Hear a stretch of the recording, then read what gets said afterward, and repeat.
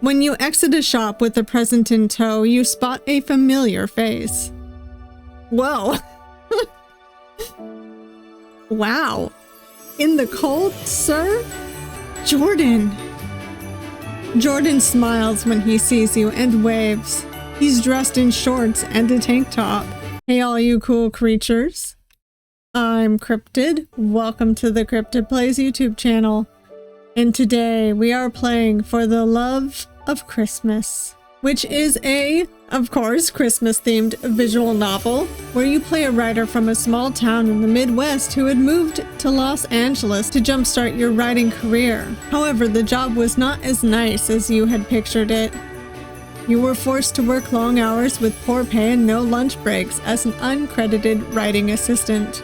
After a couple of years of tirelessly working through Christmas, you finally quit your job when you realize your superior has stolen your work and claimed it as his own. And you return home for the holidays. Your parents are planning on throwing a massive Christmas party and inviting the entire neighborhood and family. But your heart just isn't in it. That is until you reconnect with an old classmate who you remember as a shy, nerdy kid with braces, who now has a chiseled set of abs and an infectious smile that causes butterflies in your stomach. And he may just make this whole thing worth it. Obviously, this is a romantic visual novel. It has two endings. We will be getting both, but the only content warning that I have for all of you would probably be Christmas and maybe some slight strong language, but it's like the S word, and that's it. So, without further ado, let's get into it. What is your name? Okay, now that's tough. Do I want to leave it as the base name, or let's make it Cryptid? Even though Kellen had a very nice name as well. So cute! The wind bites at your cheeks as you wearily drag your suitcase behind you. The sun's just setting when you finally arrive at your home. It was a long day of travel, but you're looking forward to spending the holidays at home. Home sweet home. You ring the doorbell and wait a couple of seconds. As you hear footsteps coming down the hall, you take off your gloves, stuffing them in your pockets. This is it. The first time you'll be seeing your parents, and you couldn't even remember the last time you saw them. Hello? Your dad's eyes light up when he registers who's standing in front of him. Hi, Dad. Well, look at Susan, come look who's here. Who is it, hon? Your mom comes over quickly. She gasps, placing a hand over her mouth when she sees you. I know it's just their silhouettes, but our parents look very fashionable. Okay, so we're still sticking with the base name here. Oh my lord, Kellen, we didn't know you were coming. What a pleasant surprise. Come in, you must be freezing. Why didn't you just use your key? I didn't have one. There's a slight pause as you roll your suitcase into your home. It smells of roast, mashed potatoes, and herbs. You just stand there for a bit, taking in the familiar sights. Come give me a hug, kiddo. All the cold melts away as your father hugs you tightly. His arms wrap around you, covering you in a sense of security you haven't felt in ages. My turn? Her hug is lighter, softer. She always smells of cookies with the tinge of her strawberry perfume. It's familiar. It's comfort. I'm so glad to be home. You pull away to beam at your parents. They smile back warmly. It certainly is a pleasant surprise to have you back just in time for Christmas. How long has it been? Didn't I mention earlier this year I'd be back? Well, yes, but... She pauses and then waves her hand. Oh, nothing. I'll have your father take your suitcase up to your room. Is this all you have? Yes. You realize that they probably didn't believe you when you said you'd be home for the holidays. You'd done the same for the past several years. Work had always gotten in the way of you spending time with your family, but this time you kept your promise. Dad must have sensed the rise of tension. He grabs your suitcase, lifting it easily, and then clears his throat. Well then, why don't you follow me up? You can shower and get ready for dinner. You act like I don't know where my room is. He lets out a chuckle. You roll your eyes playfully and follow him up the stairs. He turns the corner to where your room is at the end of the hall. As he opens the door and turns on the light, a wave of nostalgia hits you in the face. Wow, everything is the same. You run a finger over your dresser. They've even kept it clean. Your parents are so sweet, dude. Your father sets the bag down. He puts his hands on his hips. Your mother cleaned it from time to time, just to keep it tidy. You sit on the edge of your bed and smile. I've missed this. And we've missed you. Don't take too long cleaning up. Welcome back, kiddo. He shuts the door gently, leaving you alone. It warms your heart to think they've kept your room clean, despite not knowing if you'd come back or not. It also fills you with guilt. I really should have visited more. The thought's useless at this point, but it still pops into your mind. You take off your scarf and jacket, laying back on the bed. You then take your phone out of your pocket. I don't know what choices influence the ending, so let's see what happens when we leave it off first. After deciding that ignoring your phone is the best option, you instead focus on unpacking. You haven't brought back much, only just enough to last the holidays. Once you're finished, you walk downstairs. Your stomach growls as you follow the growing scent of food to the kitchen. You've missed your mom's home-cooked meals.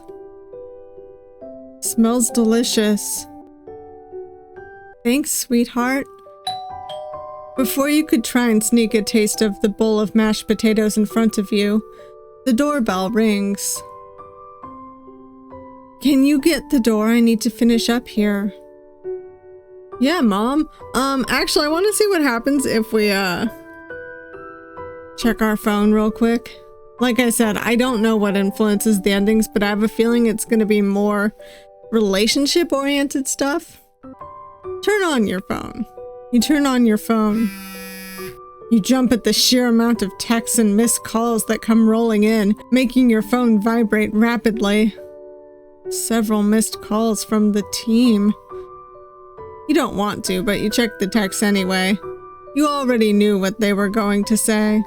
Why'd you quit? Oh my god, I can't believe you just left. Take me with you. You let out a snort at that one. More questions. We have to work through Christmas. Have fun being free. Free, huh? You scowl at the text. You're already stressed about leaving. You don't need your ex-coworkers making things worse, especially not after what happened. After deciding that ignoring your phone is the best option, you instead focus on unpacking. You haven't brought back much, only just enough to last the holidays. Okay, so that's about the same as usual. Before you could try and sneak a taste of the bowl of mashed potatoes in front of you, the doorbell rings. Can you get the door? I need to finish up here. You pout slightly. Sure. You're not exactly sure who'd show up at this time of day. You open the door to reveal A box? Someone was holding a large cardboard box. He lowers the large and heavy-looking box with ease. There's our love interest. Behind the box was a smile, rosy cheeks, and a red nose from the cold. His face seems familiar, but you can't seem to place where he's from. His eyes widen. He seems hesitant to speak, but he finally blurts out a greeting. Cryptid! Hey, what are you doing here? You squint as you try to place his name and face. Then it clicks. Jordan? Images of a nerdy tiny kid with braces and constantly crooked glasses fill your mind. If it weren't for that smile, you wouldn't recognize him. It's a surprise to see someone so attractive standing in front of you. You just stare before realizing what you're doing, then step aside. Come in. It's nice to see you.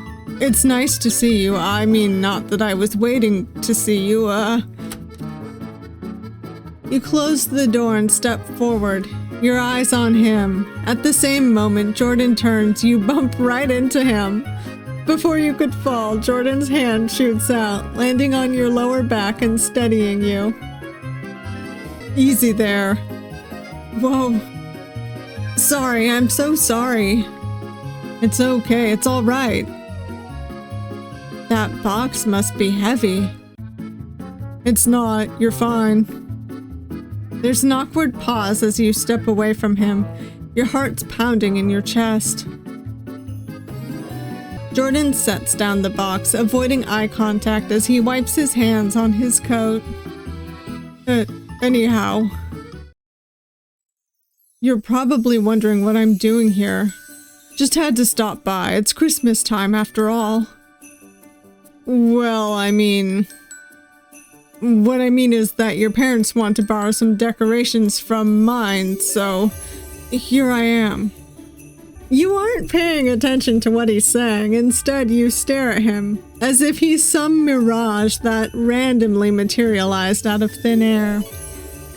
As if something clicks, you're suddenly painfully aware of your appearance. You haven't even bothered to take a shower. We look so fancy, what do we have to worry about? God, is my hair sticking out? What about my clothes? Is my face smudged? You're fine. You contemplate just running away. The silence lingers between the two of you as Jordan finishes explaining himself. You decide to... Well, I assume that the endings have to do with him specifically. Let's call for our parents. Let's not do the more... romance-oriented options, I guess. Mom, Dad, Jordan's here with some stuff. You turn towards him and flash a strained smile. While waiting, you decide to ask about the box. Your voice trails off as you think of something to say. You glance around the room, trying to find a topic. Your eyes land on the box. You said you brought Christmas decorations? Oh, yeah, I did. Jordan's lips turn up slightly. He leans down and opens the box. Inside was, you guessed it, Christmas decorations. Lights, ornaments, garlands, and a giant wreath. He picks it up. His head perfectly centered. Mom kinda stuffed all she had in this. I don't really know if your mom needs this. I see one hanging above the fireplace. He looks around the house. There's a lot up more inside, too. You snort. Well, you can never have too much holiday cheer, right? But it's not like Mom and Dad to decorate this much. You sift through the box before pulling out a snow globe. It has a cottage with a snowman out front. He shook it and smiled at the snow and glitter drifting around the liquid. Wow, this is cute. You like snow globes? Yeah, they're very, snowy. Nice one. I know that we're being disparaging towards ourselves, but I'm gonna say like nice. You know, you set down the snow globe and look up at Jordan. I think this is the first time I've seen you back for the holidays. I haven't had time to come back, unfortunately. Well, yeah, it's because of your job, right? I haven't seen you around town for a few years. Then I hear you're a scriptwriter working on movies. That's so cool. There it is, the overestimation of who I really am. No, I'm just a screenwriting assistant. I actually don't really have any credits to my name. Nothing special. It's still super cool. I'm sure it'll happen soon. Sorry, I accidentally skipped over his dialogue. You look down, a small smile on your face. You twist your hands together. Oh, thanks. Well, if it isn't Jordan. Your mother walks into the room, warming it up with a bright smile. She gives Jordan a quick hug. What took you so long? She puts her hands on her hips and gives you a look. Haven't I taught you patience, Cryptid? She turns to Jordan. Thank you so much for bringing the decorations over. No problem, ma'am. It wasn't much. She pats his back and then glances over to you. Her smile widens. Oh, there we go. Now it says the right name. So I think just the script had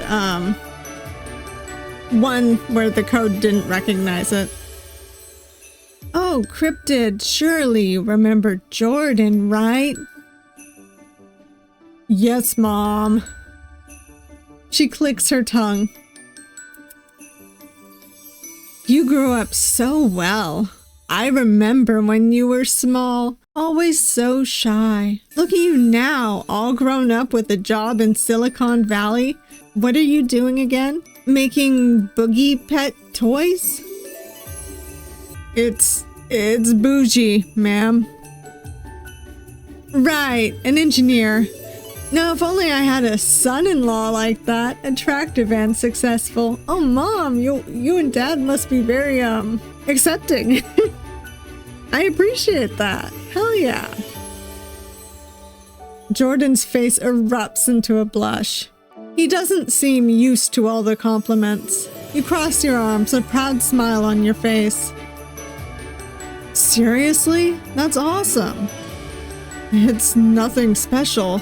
Really? Well, you never mentioned all the cool parts earlier. It sounds pretty sweet. It's very nice of you to say that. Well, I think you should be proud of yourself either way. Thank you. I need to get going, but it was nice seeing you again. He directs the last comment toward you. You smile, waving as you watch him leave. It feels good to see a childhood friend again, albeit awkward and surprising. Despite that, Jordan's personality doesn't seem all that different from what you remember. After your mom rushed back to the kitchen to finish up some dishes, you sit at the dinner table with your father. All the food set out on the table, with your mother looking as proud as ever. I made some of your favorites. It was last minute, but since you're back, I thought, what the heck? She laughs and sits down. Your heart absolutely melts. Thanks, Mom. I've missed your cooking. Then stop talking and dig in. The three of you laugh and start to eat. It's been so long since you've had a meal made with love. It's been a long time since you were surrounded by people you love. Conversation comes easily with your parents.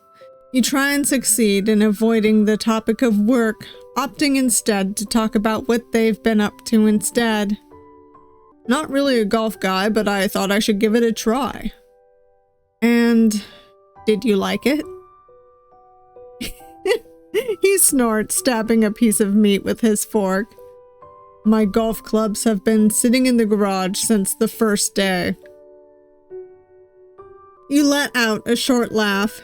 He doesn't really seem like the type of guy to enjoy something so slow-paced. You turn towards your mother next. What about you, Mom? Anything exciting?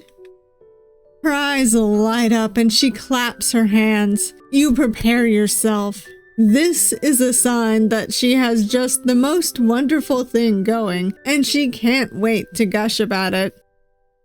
So, the reason that Jordan brought the decorations over is because... She trails off and pauses for dramatic effect. I'm throwing a Christmas party for the whole neighborhood. It'll be so glorious. The whole family will be there as well.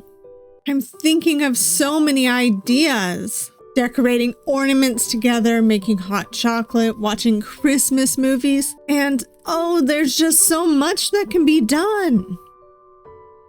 A wave of exhaustion washes over you. You've long since finished your plate. You're now leaning your head against your hand, nodding along slowly to what your mother says. Now that you're home, I can get your help. What do you say? It can be like we're bonding. Sure, Mom. Your dad hops in the conversation, noticing your lack of enthusiasm. Hold on, honey. Cryptid just got home. We don't want to excite him yet.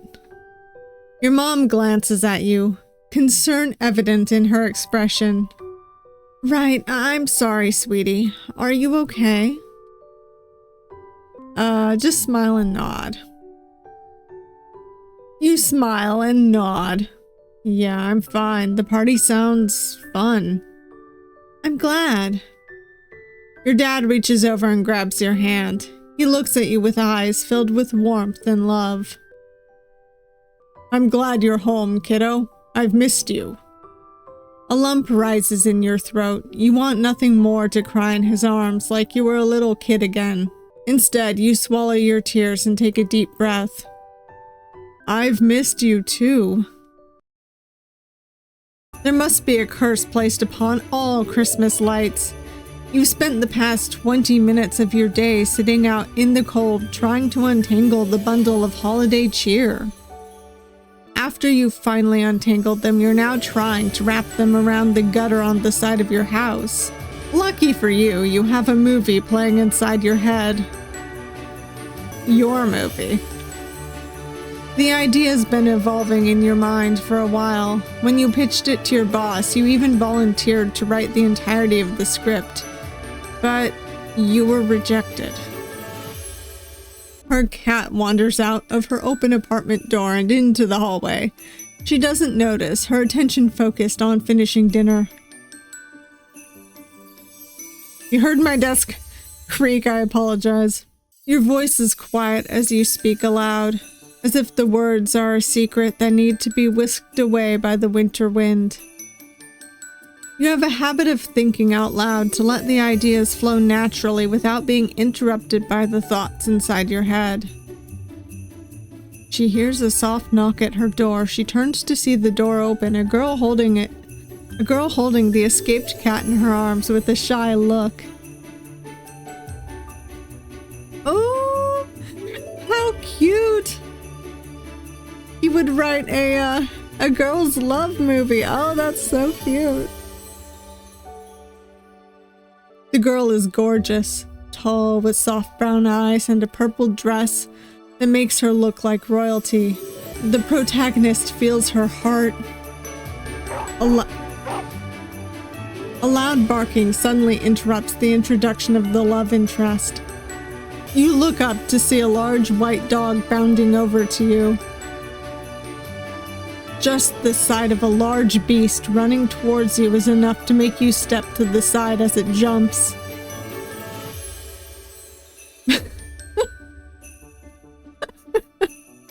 The dog starts to tangle itself in the Christmas lights. Oh no! You're gonna get it all tangled.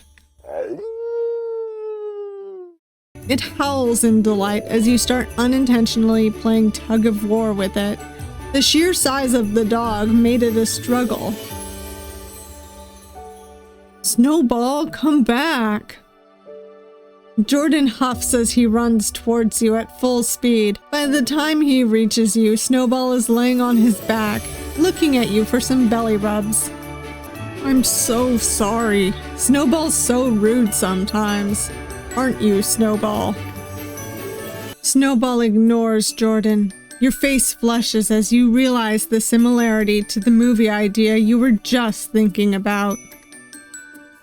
Pet, meet cute, Jordan. It's too coincidental. Wait, this means we're the leads of the movie. Your face turns a darker shade of red. Jordan just smiles shyly as he squeezes Snowball's face. He's completely oblivious. So, you said his name is Snowball? Right, he's a Great Pyrenees. You pet Snowball's back, his fur silky on your fingers. Snowball turns away from Jordan and puts his attention on you. He's huge, and I think he likes me. He's a mountain dog. They get pretty big. You should have seen him as a puppy. So small, and then one day, he was grown. All different. You look at Jordan, who's smiling fondly at Snowball. They seem similar. You barely recognize Jordan from his past self. I didn't know you liked dogs. His eyes light up. He takes out his phone and starts showing you different pictures of Snowball growing up.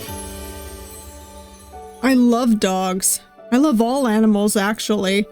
Snowball here was my first pet. Love him to death. The next picture shows Jordan in an apron surrounded by kennels. You smile and lean in to get a better look. You volunteer at shelters? He shyly smiles and laughs, putting his phone back in his pocket. Yeah, just something to do on the weekends. Nothing spectacular or anything. You look at him. He looks back. His face tinged red from the cold. Are you sure about that? Yeah, we know. And nothing else. Definitely nothing deeper here. You know, I would have never thought middle school Jordan loved animals.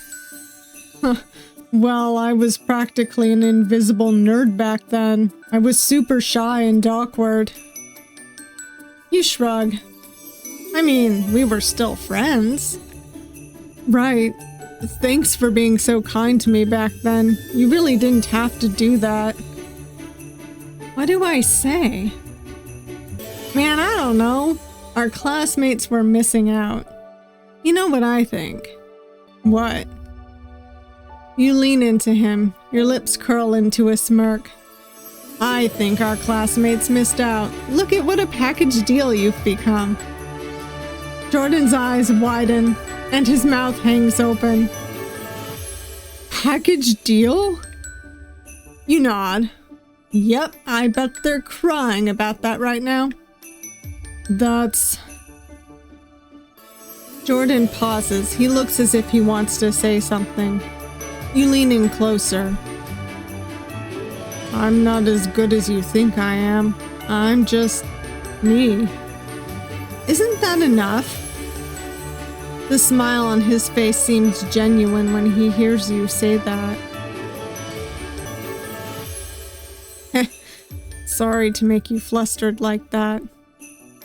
It's all right. There's a short, comfortable silence. The two of you would look odd to passerby, with goofy smiles and shy glances. It's a nice feeling, however. The small growing feelings between the two of you is enough to keep you warm in the cold December air. Jordan motions to the lights that now sit on the ground in a pile. You're on light duty? You roll your eyes and pick up the pile. Snowball sniffs the lights. He seems disinterested despite his previous need to use them for tug of war. I got roped into helping Mom with her big Christmas party. Jordan raises an eyebrow. You explain further. I just kinda blindly agreed to it. Not that I mind, but... You motion with your hands, not sure of what you're trying to explain. You suddenly feel exhausted at the thought of all the preparation you need to do. Jordan stands and brushes off his pants. Well, if you ever need someone to join you, I'll be glad to. Oh no, you don't. You haven't been here for a bit, right? A lot has changed. How so? He hums thoughtfully. Lots of people flocked here in the recent years, searching for that small town life. But now we're a medium-sized town. You chuckle at the lame joke. Plus, it can be nice to have someone along when doing boring errands. He holds his hand out. I'll make sure to take you up on that. You grab his hand and he hoists you up with ease. You both stand there awkwardly holding hands. He lets go and grabs Snowball's leash. I should finish walking him. I'll see you later, yeah? Yeah. See ya. He leaves with Snowball bounding happily after. You're left with a warm feeling covering up the exhaustion that previously irked you. A couple strained hours of Christmas light hassle later, you're finally inside. After taking a long sip of some hot cocoa, you set it down and place your hands on your hips. Your parents are placing more ornaments on the tree. You take a picture of the moment inside your mind. Your father's deep laugh, your mom's soft smile. Kiddo, do you remember when you were 7 and tried staying up all night to find Santa? You let out an embarrassed groan. Dad, not this. Your mom laughs. It's an awkward memory, to say the least. You stay silent and pick up the ornaments to put on the tree. Your dad continues the story. You were so excited. You even dressed up as an elf so Santa could. He pauses, tilting his head slightly as he tries to recall the memory. Oh, what was it? So Santa could have the best elf that's not human. Your dad snaps his fingers and smiles. That's it. You wanted to run away and live in the North Pole. Too bad that was when I realized you were Santa, Dad. Still, the holiday spirit never left, even if you were inconsolable for a week after. Laughter resounds through the room. Even if it's awkward, it was a good memory. Every Christmas you had with them felt like a release of everything bad in your life. Moments like this make you grateful for your parents. You've forgotten how nice it is to spend quality time with them. I really, really needed this. So, sweetie, how's LA? How are you doing? You try to not let the smile melt off your face. You take another sip of your drink and think of ways to dodge the question. It's not bad. The weather's decent most of the time. Summers are unbearable. Yeah, they are. LA gets so hot. Oh, that's nice. You nod and anxiously squeeze the mug in your hands. Food's nice. The commute to work isn't bad either. I really like it there. That's good. Your mother sighs happily. I can't believe my child is a fancy screenwriter for Hollywood. Such a fancy job having to deal with what I did. I'm just so lucky. After all these years, I have nothing to show for myself, nothing but disappointment. You plaster a smile on your face. Oh, stop. You're gonna embarrass me. I'm just proud is all. Can you tell us about anything you're working on? How do I handle this one? Whew. Lies and deceit. Lie and say you've been working on a new film. You purse your lips. The hopeful look in your parents' eyes is enough to have words tumbling out of your mouth before you can think. Oh, well, I can't reveal too much, but I've been working on this film idea I've had for a while now. How exciting! What is it about? You wave your hand. Classified. NDAs and all that. Good for you. I'm glad you're working on what you want, kiddo. You swallow the guilt of lying to your parents. Yeah, me too. You just shake your head. While you don't want to reveal everything, it should be fine to slip a half-truth. Not much. It's going to take a while for me to become good enough to get my own work. Your mother's eyebrows crease together. She places a soothing hand on your shoulder. Don't say that.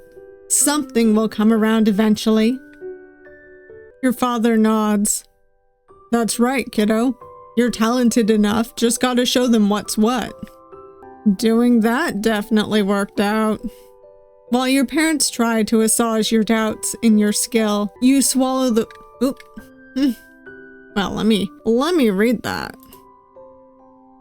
While your parents try to assuage your doubts in your skill, you swallow the full truth. You've just experienced the worst at your job. You aren't sure if you're worthy of being called talented. You definitely haven't earned it.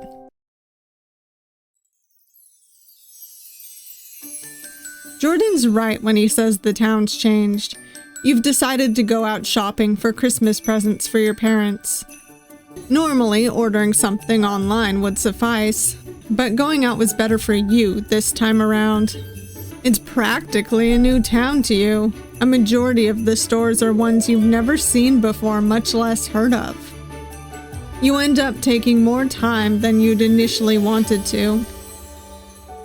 When you exit a shop with a present in tow, you spot a familiar face. Whoa. Wow. In the cold, sir? Jordan. Jordan smiles when he sees you and waves. He's dressed in shorts and a tank top. Hey, what's going on? Not much, just doing some Christmas shopping. What about you? You eye his outfit once more.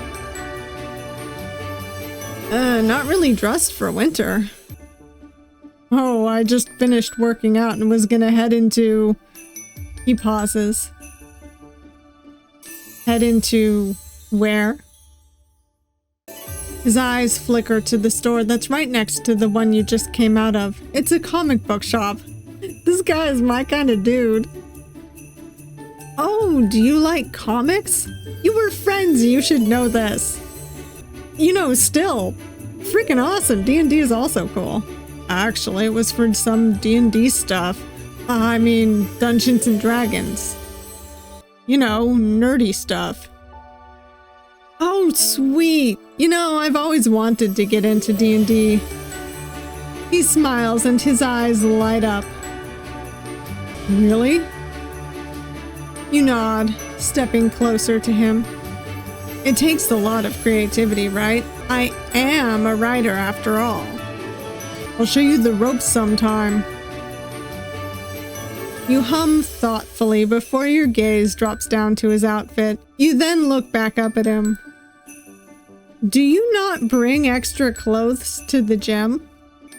This? He looks down at his outfit as though he suddenly forgot what he was wearing. Oh, it's easier to dress like this than bring extra stuff. How long have you been working about? Oh, working out, okay.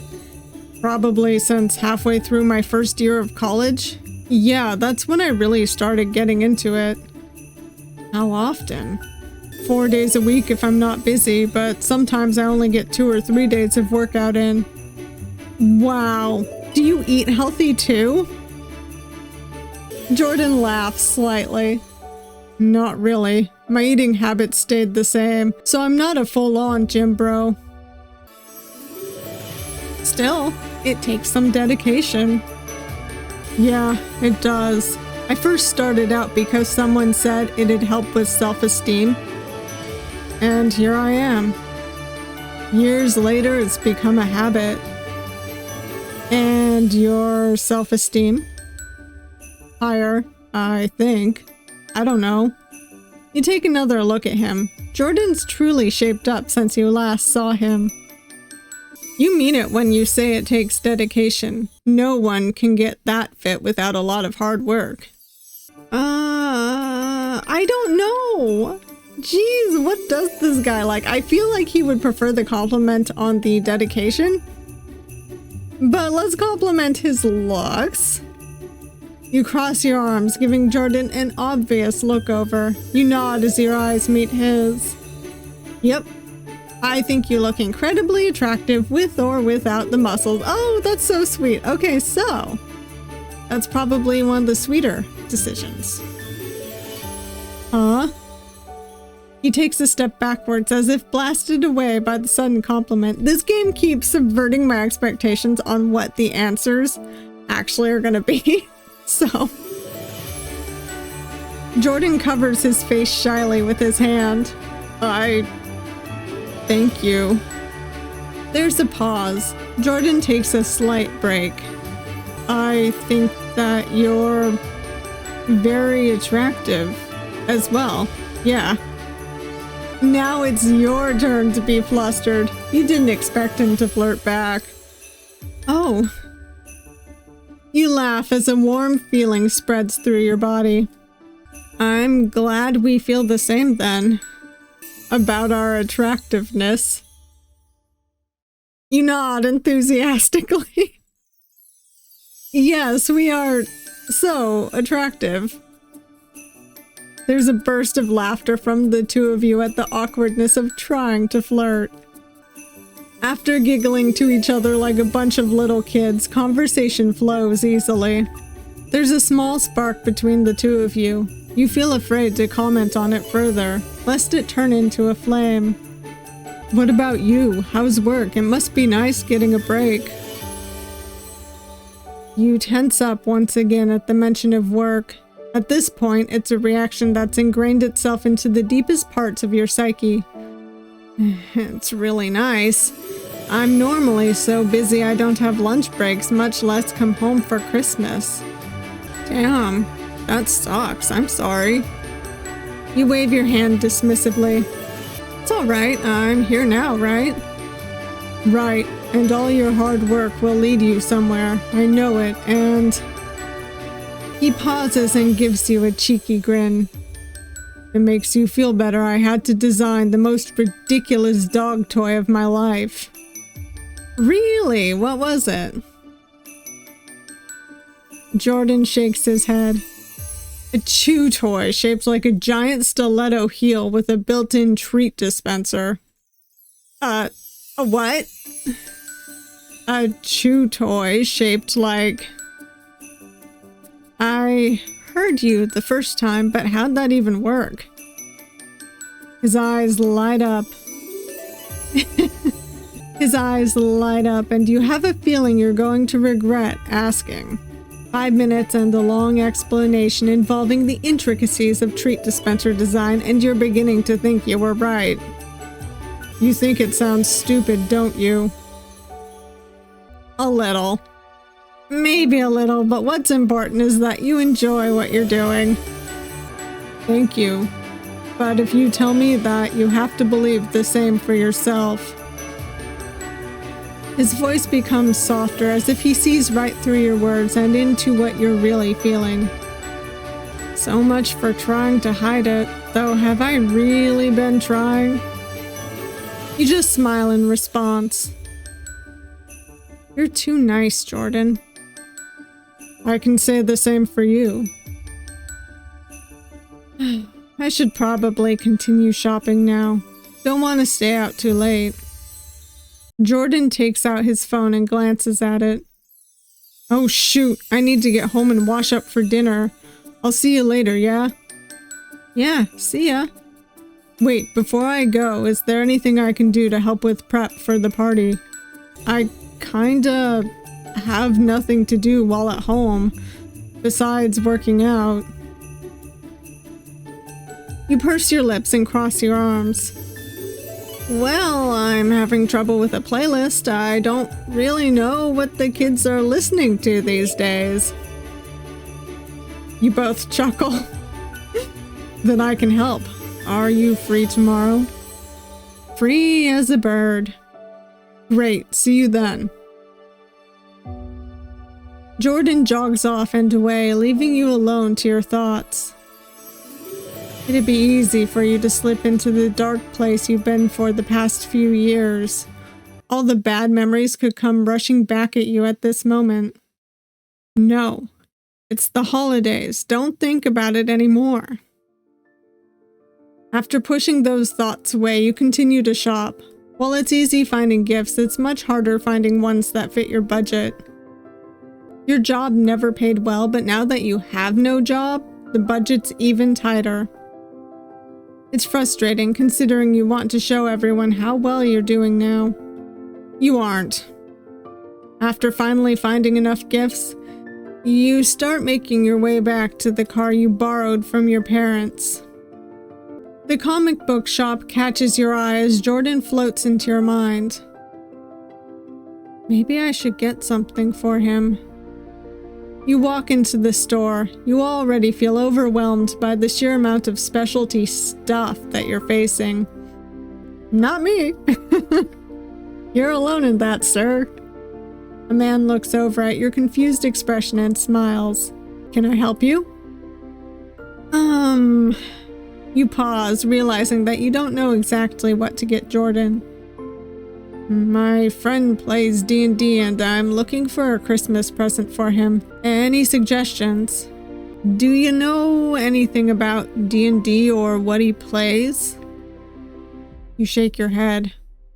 Then I recommend a set of dice. You can never go wrong with that. They're over there. It's true. You look over to where he was pointing. There's a small display filled with all types of dice. All of them are different colors, shapes, and sizes, but one in particular catches your eye. A little steel mountain dog with a small set of dice at its feet. Oh, that's a good one. It's a display set that comes with a die. Perfect. You pay, without looking at the price in case you get second thoughts, and then finally start your trek home. The previous ball of pure negativity disappears at the thought of seeing Jordan's expression when he opens his gift. The warm feeling that you get whenever you're with him comes back. Maybe this Christmas wouldn't be so bad after all.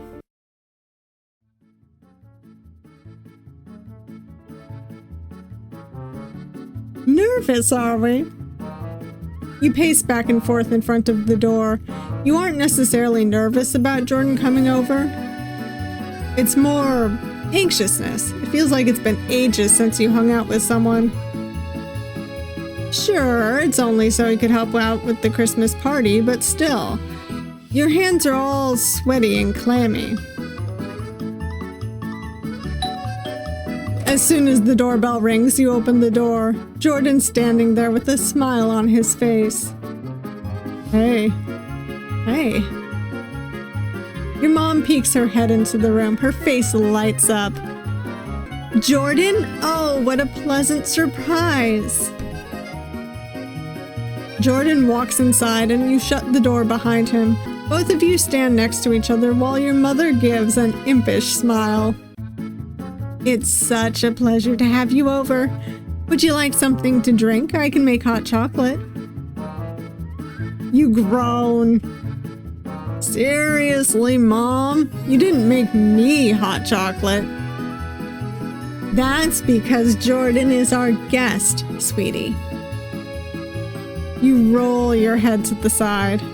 What am I, chopped liver? You just wish Jordan was your child.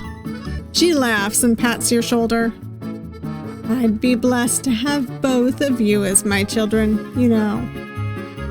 Jordan just stands there with a slight blush creeping up his face. You grab his arm and start dragging him upstairs. Okay, that's enough. We're going to do some Christmas prep. Have fun.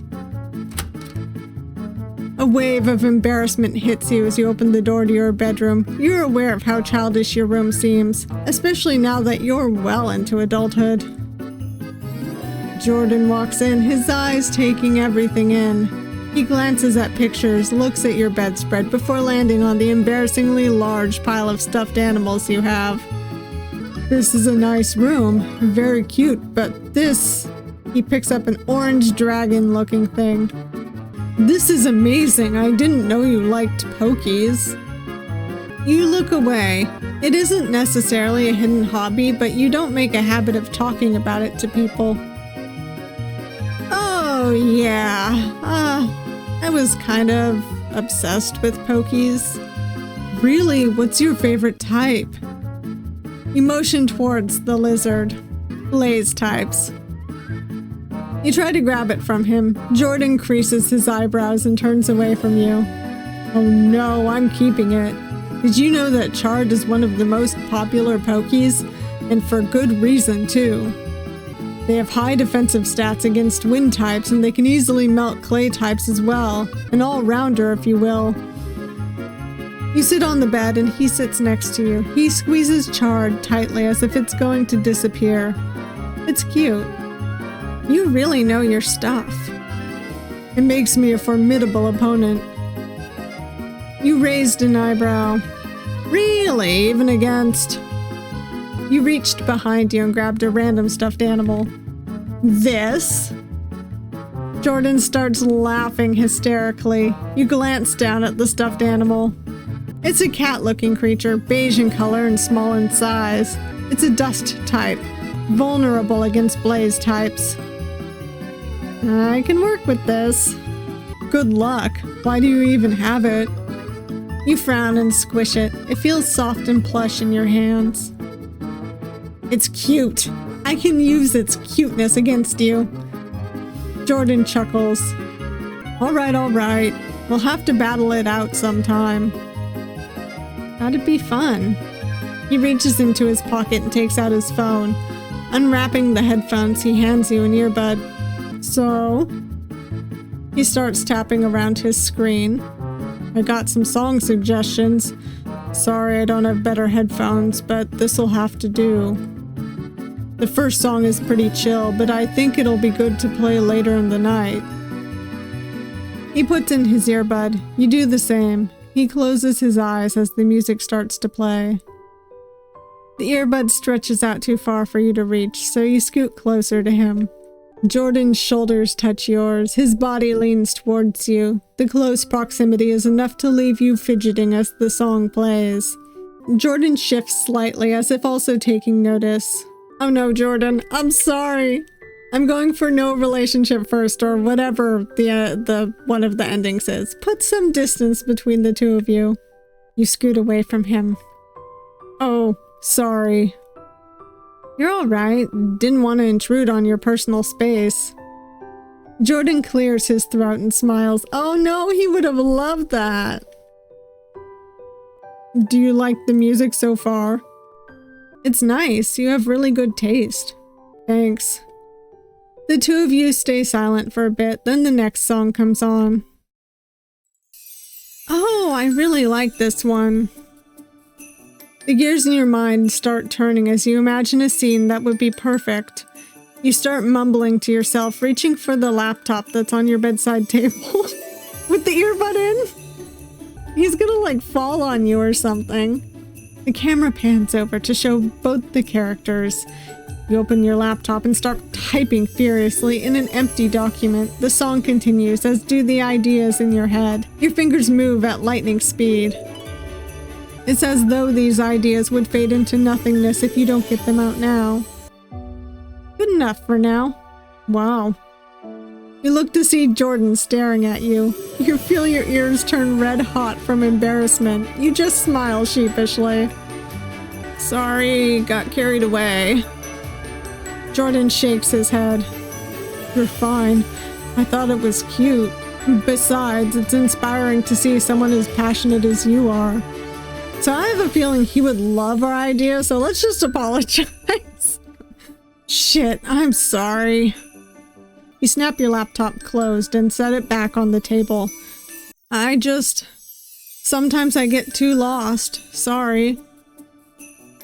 Jordan's face softens. Hey, it's all right. Seriously.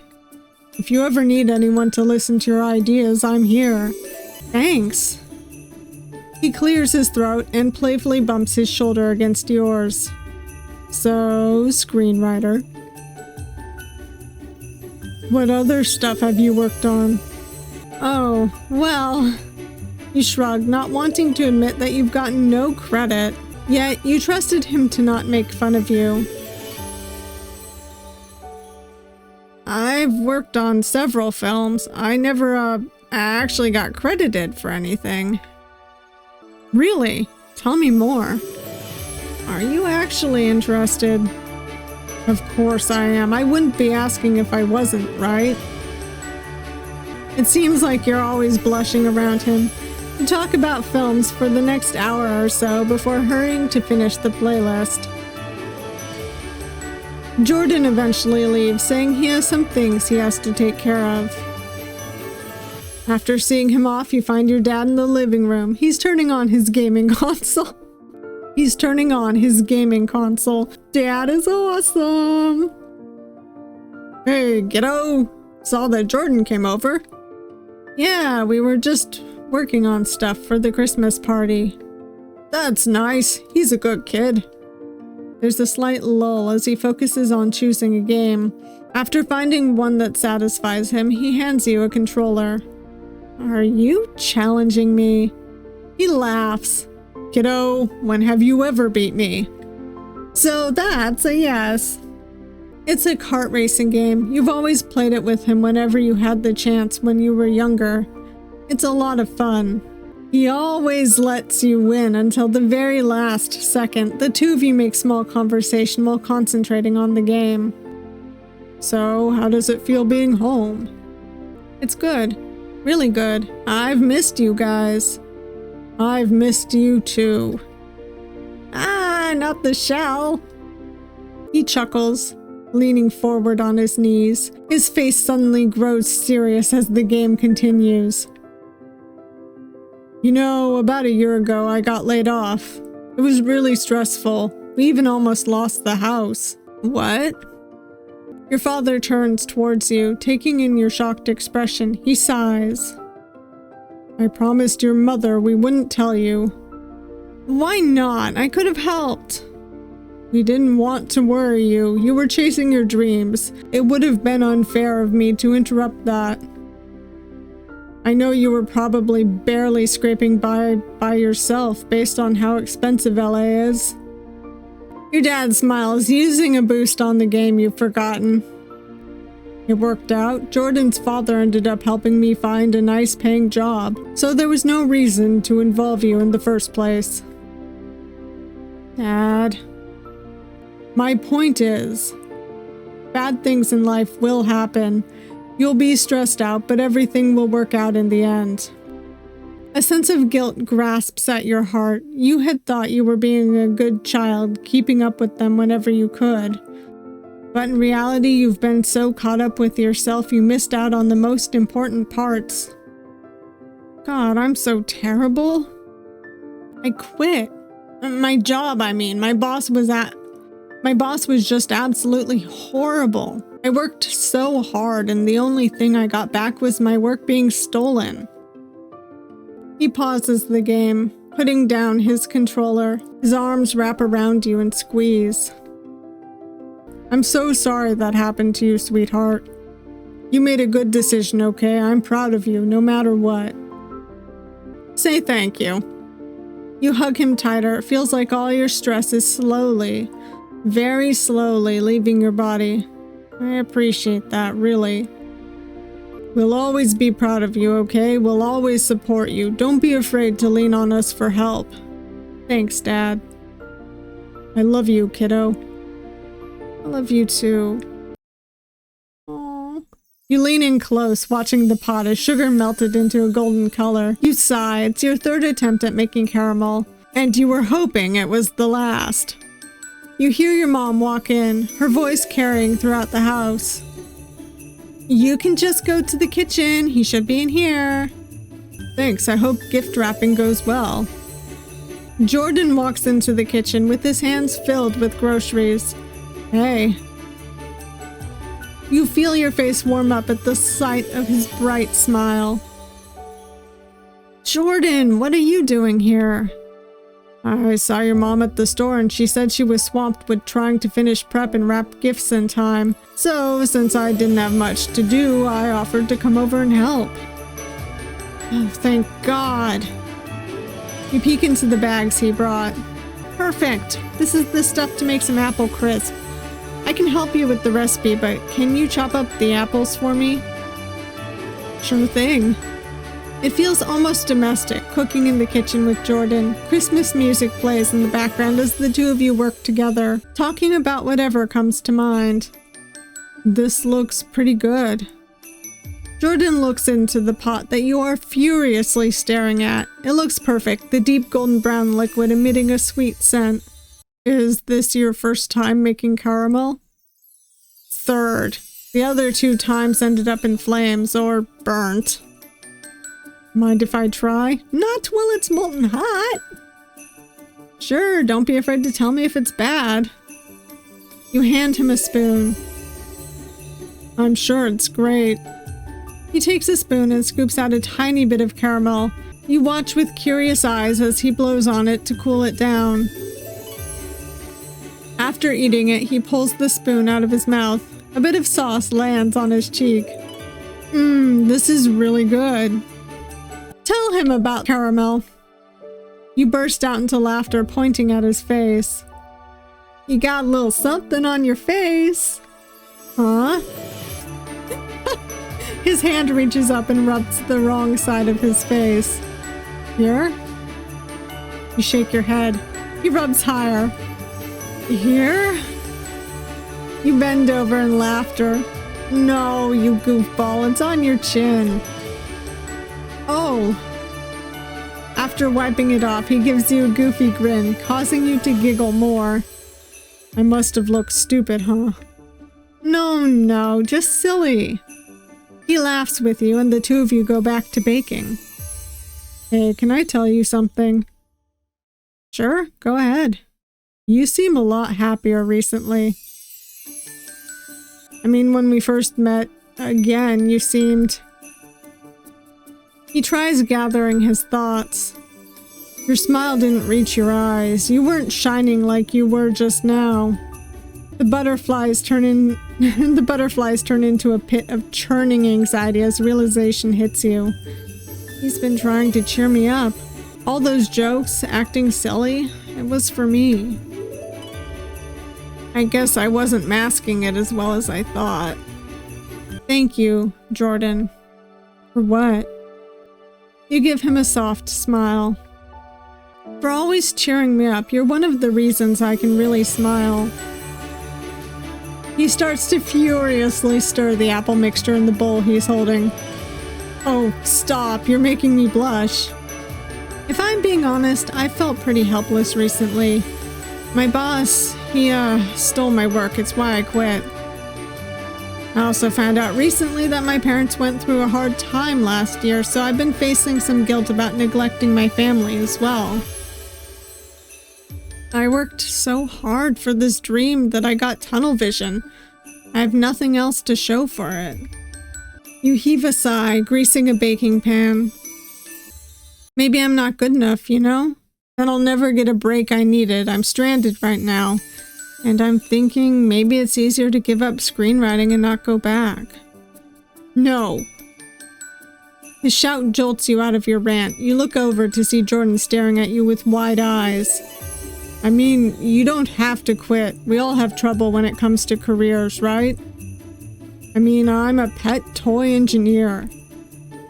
I faced a lot of self-confidence issues and wondered if this job meant I failed at what I wanted to do or if I was good.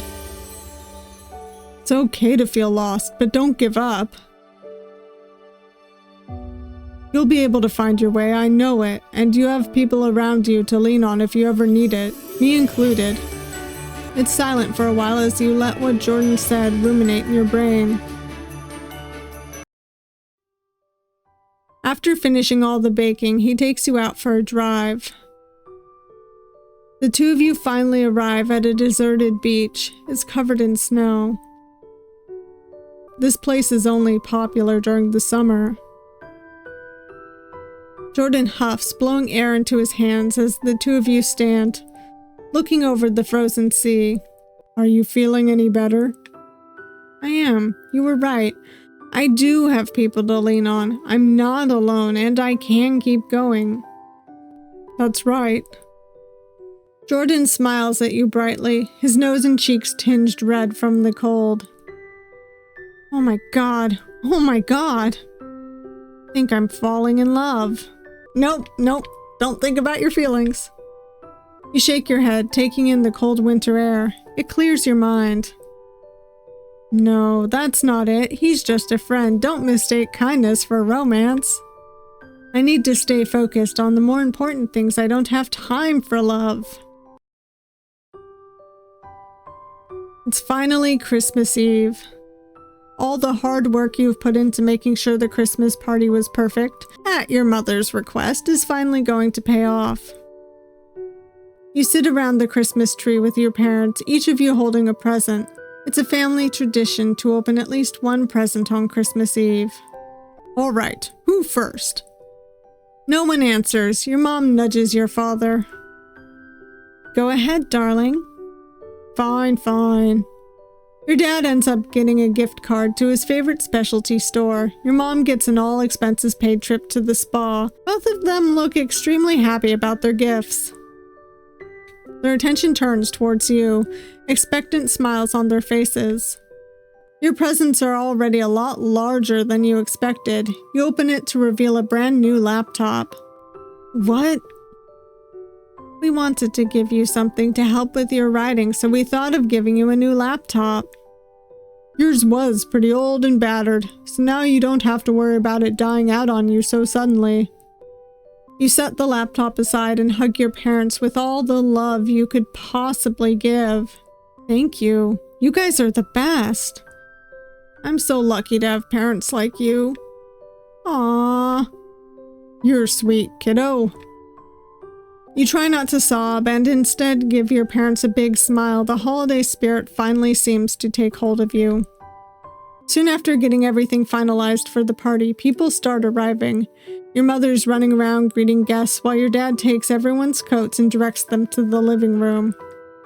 For the first time in years, you get to see family and old neighbors. It's almost overwhelming, but since the air is filled with happiness, you decide it's best for you to keep on smiling. Jordan, how are you doing? You look over to see Jordan sheepishly smiling with his parents behind him. You quickly excuse yourself from your current conversation with a distant cousin and then make your way over to him. Hi, glad you could make it. Jordan smiles at you, his face lighting up. His father places a hand on his shoulder. Jordan, aren't you gonna introduce us? Don't be rude. Right. Mom, Dad, you remember Cryptid from when I was a kid. Of course we do. Don't be silly. It's nice to see you again, sweetheart. You nod your head, shooting Jordan a glance. He seems uncomfortable in the presence of his parents. Go ahead and follow me. I'll take you to where everyone is. You try not to stare at his parents. They haven't changed one bit. They always seem super stern and strict from what you remember as a kid. They barely let you come over and always were reprimanding Jordan in one form or another.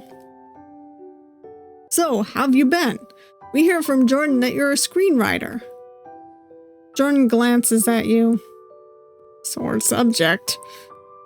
Dad, I don't think that's... Let him speak. Yeah, I am. You got pretty lucky making a career out of that. That's right, we were hoping Jordan would get into biomedical engineering, or possibly something of similar caliber. But I guess what he does now isn't bad. Not the best either. Jeez. You can practically feel the discomfort radiating off Jordan. You grab his arm. Well, it was nice seeing you guys again. I hope it's okay. Go ahead. You drag Jordan away and into the kitchen. You both stand there for a second, looking at each other. Jordan chuckles. Sorry, that was rough. You okay? He nods. Nothing I'm not used to. Here. You cut into a square of the apple crisp you two made together. You hand it to him on a plate with a fork. Jordan takes it happily. This is delicious. I already knew it was gonna be a hit, so you better eat as much as you can before it's all gone. The party turned out great. Looks like everyone's enjoying themselves. You shrug. It turned out fine. Jordan bumps his shoulder against yours. Oh, don't be so modest. Unwilling to take the compliment, you change the subject. Oh, before I forget, can I give you your gift? Right now? Yeah, I might get busy later on, so I want to do it before I forget. All right. Close your eyes. Seriously. He complains, but he closes his eyes with a goofy smile. All right. We're gonna just give him his gift. You reach under the table and pull out the gift. Here you go. Jordan takes it. Oh. Jordan opens his gift. His eyes widen as he shakes the new set of dice. The dice themselves are resin cast that they look like they hold the universe inside them. Holy shit, these are gorgeous. Do you like them? Of course. How did you know to get these? You revel in the way his eyes stay glued to the dice, handling them as if they're diamonds. I asked the dude at the store what I should get. He said dice make everyone happy. No kidding, this is the best. That's not all. Jordan's eyes widen further when he sees the display case.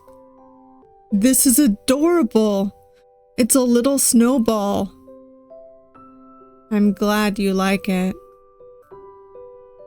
It's awesome. Thanks, Cryptid. Jordan gently sets down the set and then reaches into his jacket pocket.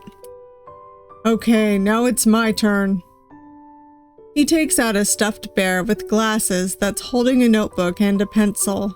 You gasp and take it from them. It's so cute. You pause and give him a teasing look. Did you keep this poor thing in your pocket the whole time?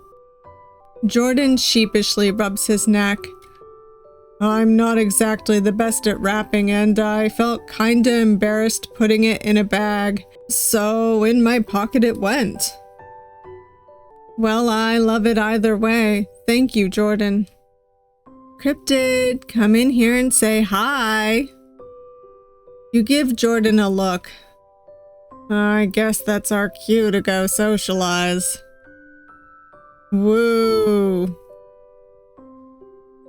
The two of you make your way back to the party. You see your mom waving you over. She's standing next to your extremely talkative aunt. You take a deep breath. Time to be a good host. Auntie, hi, long time no see. You lean in and your aunt gives you a bone-crushing hug that lasts for 1 second too long. Cryptid, it's good to see ya. We haven't seen you ever since you graduated college. I've been pretty busy. Right, you're a big Hollywood screenwriter. You just nod and smile. You knew this would happen. Everyone harping on about your life, especially your job. Have you got a partner? It's about time that you get married. No, I'm not dating anyone.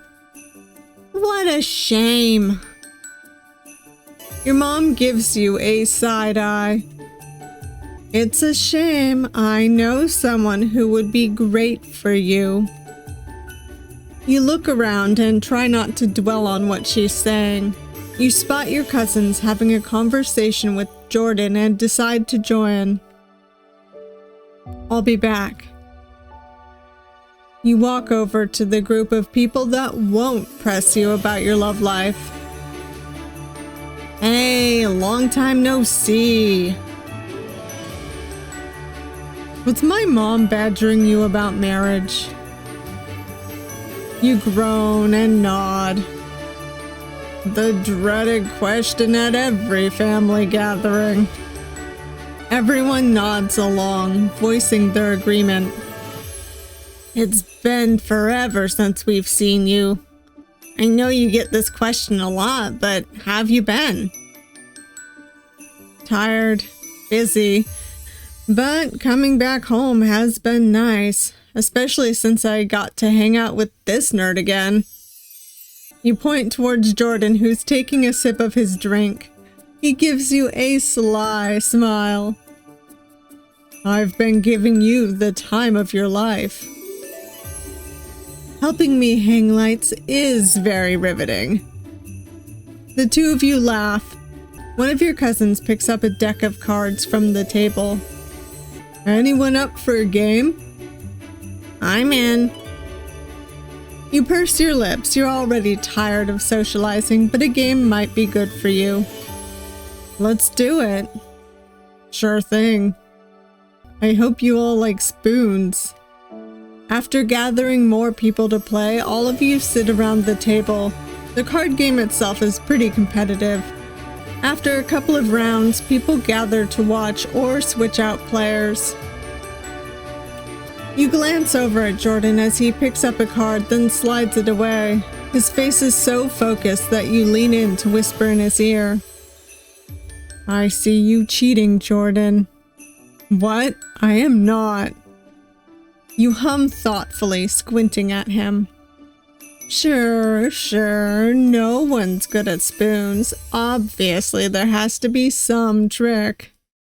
It's called having talent. Liar. While you're trying to taunt him, you realize all the spoons in the middle are gone. You're out. Dang it. You gotta pay attention. As the party goes on, you can slowly feel your stress leave as alcohol enters your system, and you hang around Jordan and your cousins. If I avoid all the adults, then they won't ask me about my personal life. Foolproof. It's not foolproof. The initial excitement of playing games with people becomes a bit too much. Once dinner rolls around, you decide to sit outside in the yard. People start to gather plates and eat. You try eating quietly, but since you're technically one of the hosts, you're bombarded with the same questions that your aunt asked you earlier. Living in Hollywood must be fun. Oh, I would love it. Parties, good food, seeing celebrities. The neighbor you're currently talking to suddenly smirks, raising their eyebrows. Got any dirt on celebrities? You awkwardly mix the food around on your plate that was slowly growing cold. No dirt, really. Sure you aren't hiding it from us. Hey, Cryptid. You turn to Jordan, waving you over with a smile. Tell him to come over. Jordan, come here.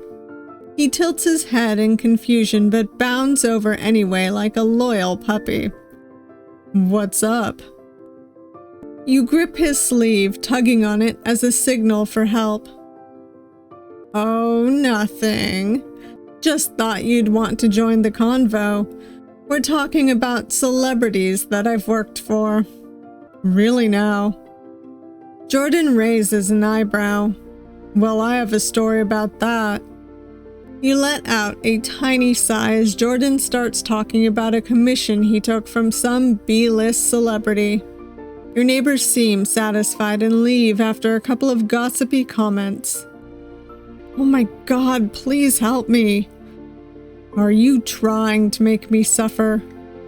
Friends must suffer together.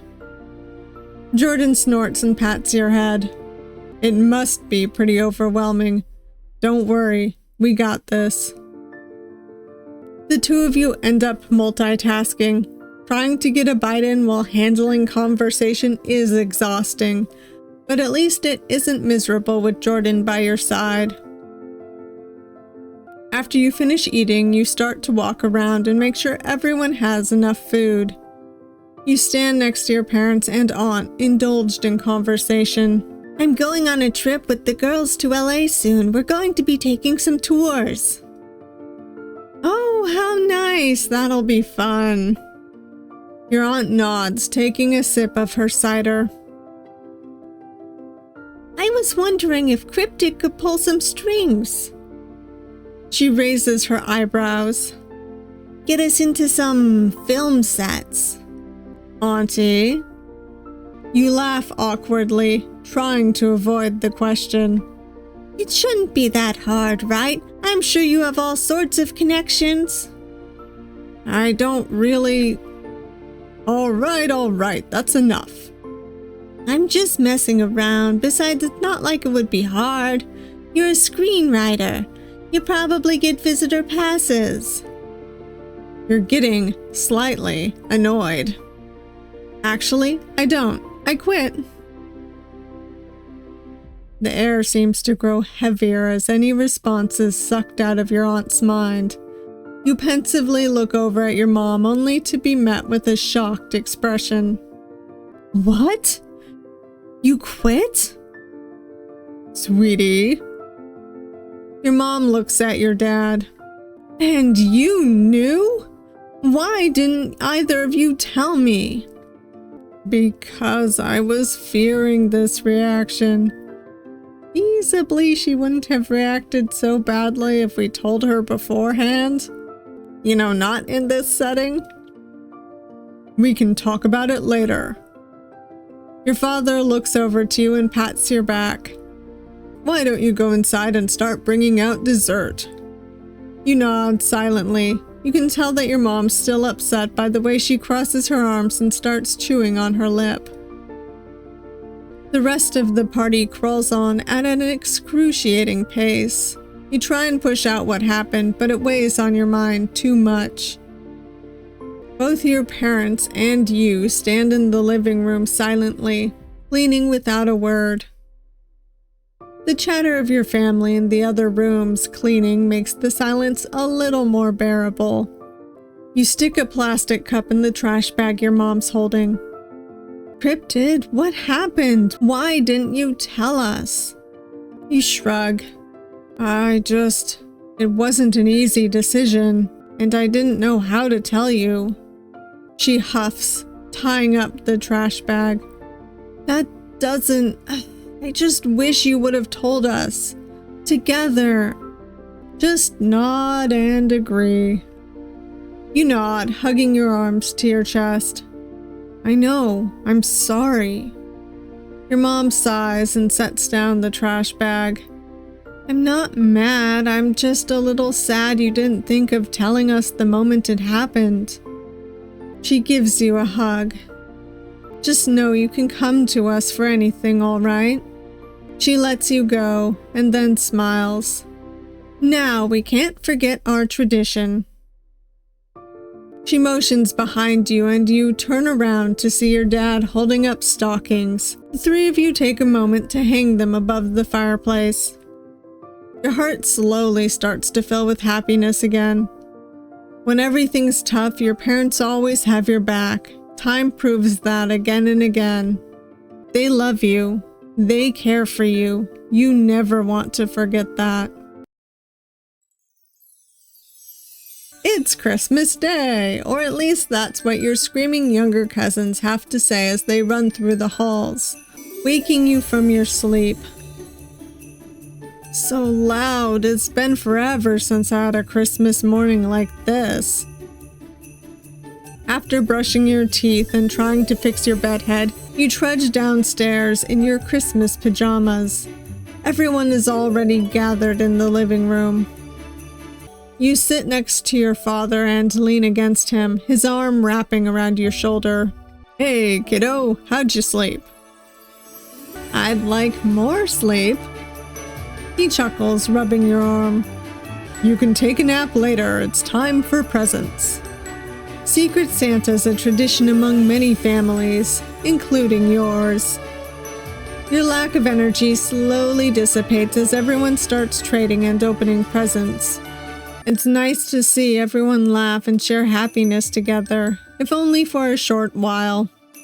You look down at the small pile of books you've gotten, all writing themed. A book on screenwriting, a bullet journal with a floral pattern, and a shirt with a stack of books printed on it that read, "My weekend is all booked." Cheesy, but cute. After trying to figure out who gave you the gifts, it's one of your cousins. All of you decide to do separate things. Some go off into the kitchen to decorate gingerbread cookies, while others go upstairs to play board games. You stay in your spot next to your father. Everyone staying here are watching as many Christmas movies as possible. It's nice to relax and slowly drift off. After you wake from your nap, you sit and talk with your cousins. The topic of discussion is last night's party. You seem to be getting pretty cozy with Jordan? Was that his name? Yeah, wait, what? We all saw it, the way you two looked at each other, sneaking away during dinner, or how you were practically glued to each other the whole night. You could try denying it, but with the way your face starts to heat up, you know it's useless.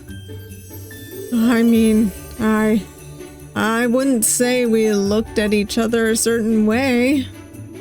Your cousins only look at each other, making you more self-conscious.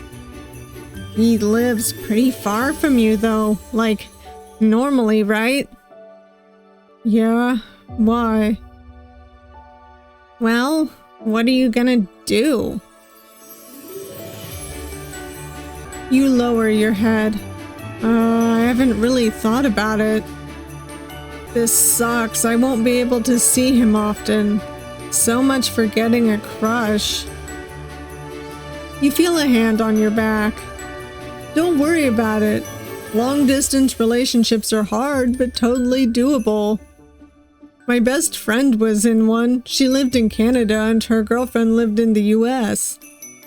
Eventually, they moved in together and are now living happily. If you guys communicate and have a strong enough bond, distance will only be a small bump in the road. Disagree and say friendship is better. You wave your hand dismissively, laughing the idea away. Nah, I don't need romance. Honestly, our relationship is perfect the way it is. Are you sure? Of course. There's a smaller chance of crashing and burning too. This is the safe option. Both you and your cousins jump as a group of younger kids come clambering over, complaining about the lack of things to do. How is the story, Cryptid? Please, I'm so bored. Me? Why me? Mommy said that you're good at it. You try not to scowl, and instead nod, trying to think of a story. It's been a while since you've had to come up with a story on the spot. All right then.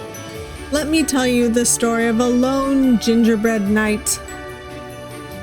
As you tell the story, people come into the living room to listen. Your hands move as you go through the tale, your voice dipping and rising with each emotion. After you finish, everyone claps. Aw, guys, come on. You shyly stand and shuffle over towards the stairs to try and escape the attention. Your aunt and uncle are standing there with your mom. Oh, you're so great at storytelling. It's a shame you quit your job. Thank you. Only my boss thought that. You know, there's a job opening for the next town over at the library. It's for telling children's stories every week. It pays well, I hear. You should apply. I can get you an interview after the new year. I don't know. Your mom smiles, her face brightening at the prospect. A job close to here? That doesn't sound so bad. Seeing how happy your mom is about the idea gives you a pang in your chest. Eventually, the day comes to a close, and you're up in your room, flipping through all the scripts you've written over the years. The stories, while rough around the edges, have a lot of potential. The amount of love put into them was apparent. It makes you wonder if quitting your dream was truly worth it.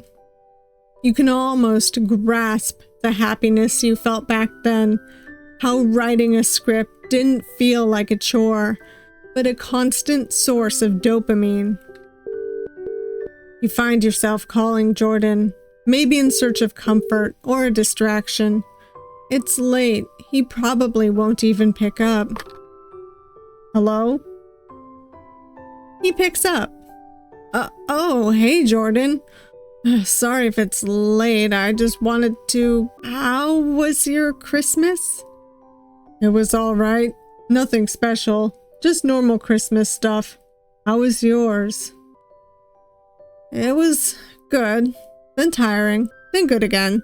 And then tiring. You laugh slightly, trying not to reveal how distraught you are. What's wrong? Nothing is... Cryptid. You can tell me. You fidget before finally telling him what's bothering you. My aunt suggested a job for me that's close to home. Even though I'm the one who quit everything, for some reason, seeing my mom so happy about that job, it made me feel weird. In a bad way. It feels like, I don't know. It feels like you're not getting the support you need. Yeah.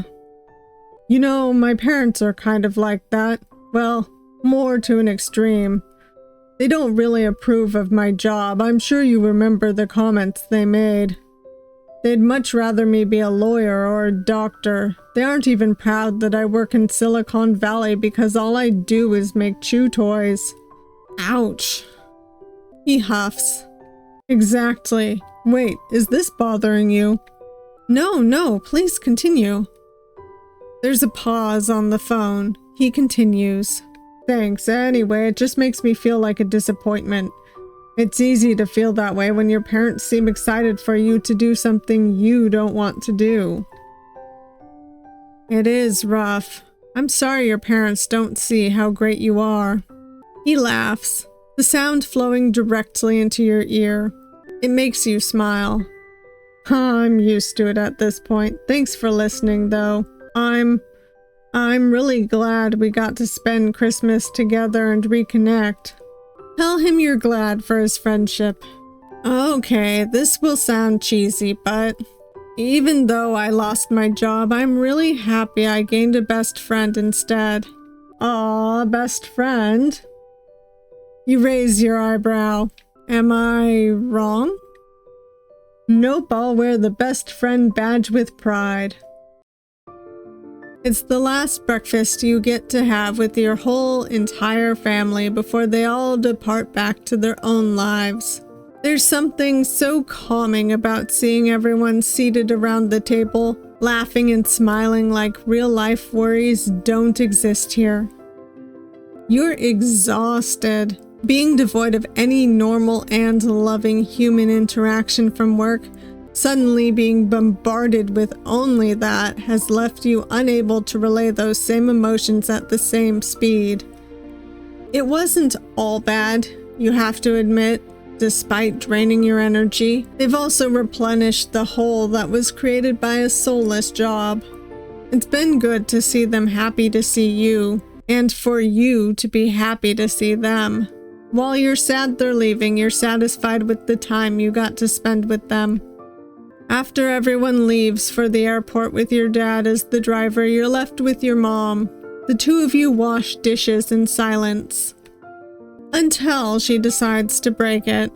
I have a question for you. You're wary of what she wants to ask. Sure. Since you quit, are you planning to stay here or go back to LA? You shrug. I don't know yet. Then why not try out that job interview next week? You take the plate you're washing and scrub at it as if there's a stubborn stain on it.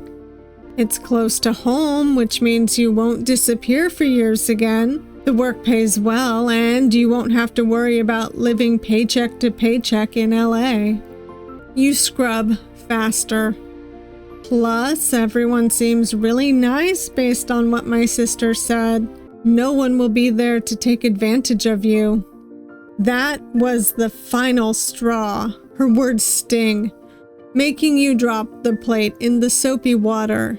You turn towards her, a glare on your face. Was my job really that bad? Do you think it was a waste of time? I mean, I have nothing to show for it, right? I'm just a failure. Some wannabe who will never make it. You're right. I should just give up on this shitty and childish dream. Seeing your mother's hurt reaction fills you with guilt. You don't reach out and instead look away. I have never... Her voice wavers from anger and hurt. Thought those things about you. It pains me that you ever thought I would. You hear her stomp off towards her room. You dry your hands, a headache starting to form in the center of your head. This is so... I hate this. The Christmas decorations stare mockingly at you. It's a reminder of how everything that was good was ruined in one moment. I can't stay here. You put on a coat and shoes, then walk outside. You wipe at your eyes as you angrily sniffle. This is the worst. You kick a pile of snow before flopping down on the ground. You stare down at the pure white, wondering why things never go the way you want them to. You hear snow crunching and look up to see Jordan jogging towards you. You quickly start wiping your face and pray it doesn't look like you've been crying. Hey, are you all right? Shoot. Yeah, I'm good. Jordan frowns. You know that he knows, yet you still don't want to say anything. He sits next to you. Come on, spill. You sigh. It takes a moment to gather your thoughts. Then you start letting everything out. It's my mom. We had a huge fight. She really wants me to take this job that's close to here. But it has nothing to do with screenwriting. She kept pushing and pushing, saying that I wouldn't disappear for years or have to worry about money. I ended up snapping. I said I'm nothing but a failure and should just give up. I was so mean. And I didn't want to be, but I have so much pressure on me. And I want it to stop. I can't handle this anymore. You don't realize you're crying until Jordan pulls you close. You rest your head on his shoulder, sobbing for the first time since you quit. This time you can cry without any consequence. You don't have to go to work the next day and deal with bullshit. You can just cry on Jordan's shoulder and be comforted. You need that. The two of you stay like that for a while. Jordan finally shifts away, pulling something out of his jacket. This is for you. You laugh, sniffling as you take a binder from his hands. Do you just hide stuff in your coat all the time? Yes, actually. You playfully roll your eyes and then open the binder. It's a scrapbook. You start to slowly flip through the pages. This is a belated Christmas present. I'm not the best at arts and crafts, but I made it as pretty as possible. It's positive reviews of everything you've worked on, from a student to now. There were hundreds of reviews. You never knew they existed. I searched everywhere to make sure I got every review. I even managed to dig up some newspapers and get some stuff from there. I wanted to make you a reminder that you can look at whenever you doubt yourself. Never stop making stories. It would be a shame if the world lost that. You're amazing, Cryptid. Please, don't forget that. Jordan! You throw your arms around him, hugging him tightly. Thank you so much. I can't believe you went through all this effort for me. After hugging him tightly, you let go. As you look at him, you realize how much you needed a friend like him in your life. I really appreciate you, you know. You came exactly when I needed, and I'll be forever grateful. Me too. I was in a rough spot, but you helped me out. You're my closest friend, and I don't want to lose that. So promise me you'll keep in touch no matter what, okay? You got it. After talking with Jordan a bit on how he managed to find your first college film reviews, you're now holed up in your room, taking your time to read each review. Jordan was right. People loved your work. Even if they didn't know you worked on it, that was enough, right? Kiddo, time for dinner. You don't want to go downstairs. You're still unsure on how to talk to your mom after the fight. You have no idea what to say. After walking downstairs, you sit awkwardly with your plate in front of you as your dad fills it up. Thanks for the meal, honey. You're welcome, dear. You stay silent and pick up your fork. You make no move to eat and only push the food around on your plate. The tension is thick enough to cut with a knife. Apparently, it's also enough to annoy your father, who sighs loudly. Just talk. Both of you. You don't say anything. It's hard to find the right words to say. The ones that will express all your emotions, not just anger. Your mom takes a sip of her water and then clears her throat. I'm sorry, I didn't want to pressure you, and the very last thing I wanted to do was make you think I didn't approve of your job. I was just very worried for my child. You finally came home, but you were different. You were unhappy and stressed. I didn't recognize the optimistic and happy person I last saw.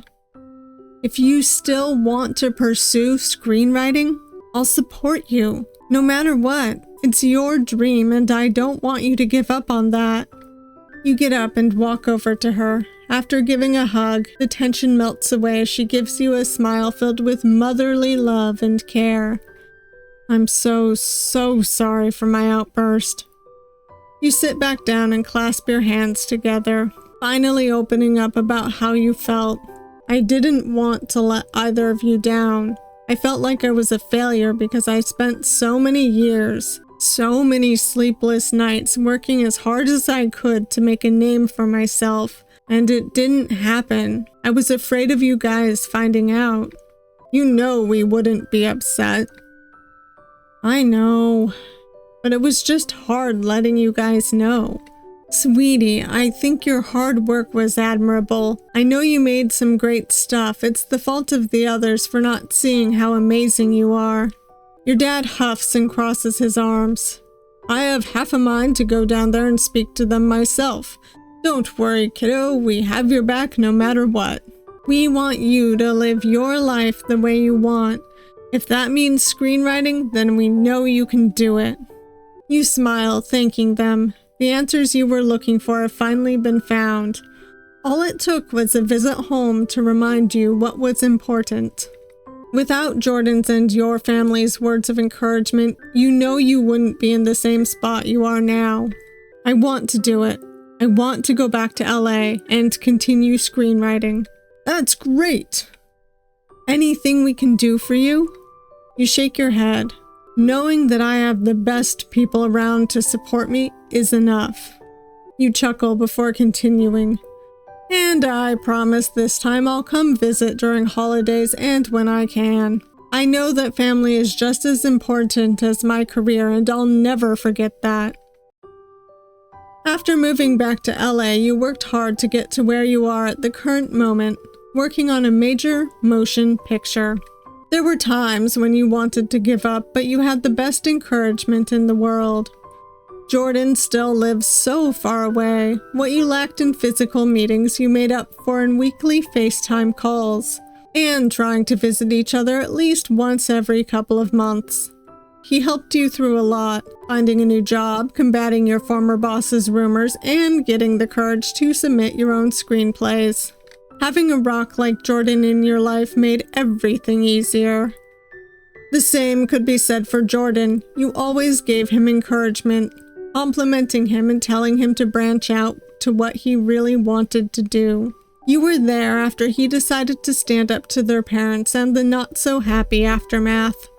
Friendships based on support and love. The two of you have plenty of that. Distance was a struggle when times both of you needed a hug, but overall it worked out well. You walk down the hall, a smile on your face as you finish up the tour of your new apartment. The movie's going well and you've saved up enough to relocate closer to the set.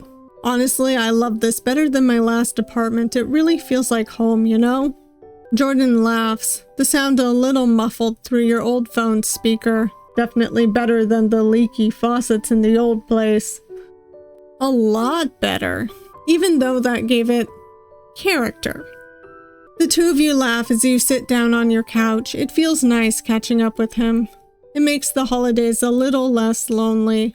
You wanted to visit home but had to opt for a video call with your parents, promising that you were happy and healthy. You would make time to visit them in the summer. You tilt your head as you notice the bright blue sky behind Jordan's body. Where are you, by the way? Are you not home? Oh, I had to run some errands real quick. Ah, last-minute prep for the holidays. Do you need to go? Yeah, I'll talk to you later. Oh, okay. Jordan hangs up. You blink in surprise at the sudden end of the call. Before you can dwell on it, your doorbell rings. You walk over and open the door. Jordan is standing there with his arms wide open. You practically tackle him in a hug, squeezing him tightly as you both laugh in delight. Surprise! Jordan! The loneliness that you'd felt previously melted away as it was replaced with the warmth of love. You know that you're incredibly lucky to have a best friend like Jordan. You don't plan on letting him go for as long as you lived. You trickster, I had no clue you were coming. I had to give my best friend their gift in person. Merry Christmas, Cryptid. Merry Christmas, Jordan. Ah, so cute. Okay, I'll go get the romantic one now. I love that. Alright, let's go get those, romantic options. Let's make small talk instead of calling for our parents. You turn towards him and flash him a strained smile. What should you even talk about? Ask how he's been. So, how have you been? Jordan points at himself. Who? Me? You nod. He smiles softly. Thank you for asking. Well, not much, honestly. College went pretty smoothly for the most part. You laugh. I'm not surprised. You always did really well in school. Senior year was probably my hardest year.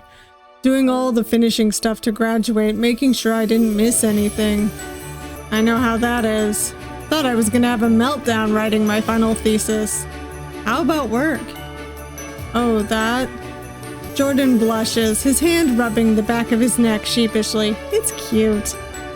I actually got a job right after graduating. It's pretty great, comfortable. Been there for a long time and plan on staying there. That's great. What do you do, if you don't mind me asking? His silence tells you that he does mind. Obviously, it isn't anything bad, but Jordan seems too embarrassed to divulge the details. Enough about me. How about you? Me? I haven't seen you around town for a few years, then I hear you're a scriptwriter working on movies. That's so cool. There it is, the overestimation of who I really am. No, I'm just a screenwriting assistant. I actually don't really have any credits to my name, nothing special. It's still super cool, I'm sure it'll happen soon. You look down, a small smile on your face. You twist your hands together.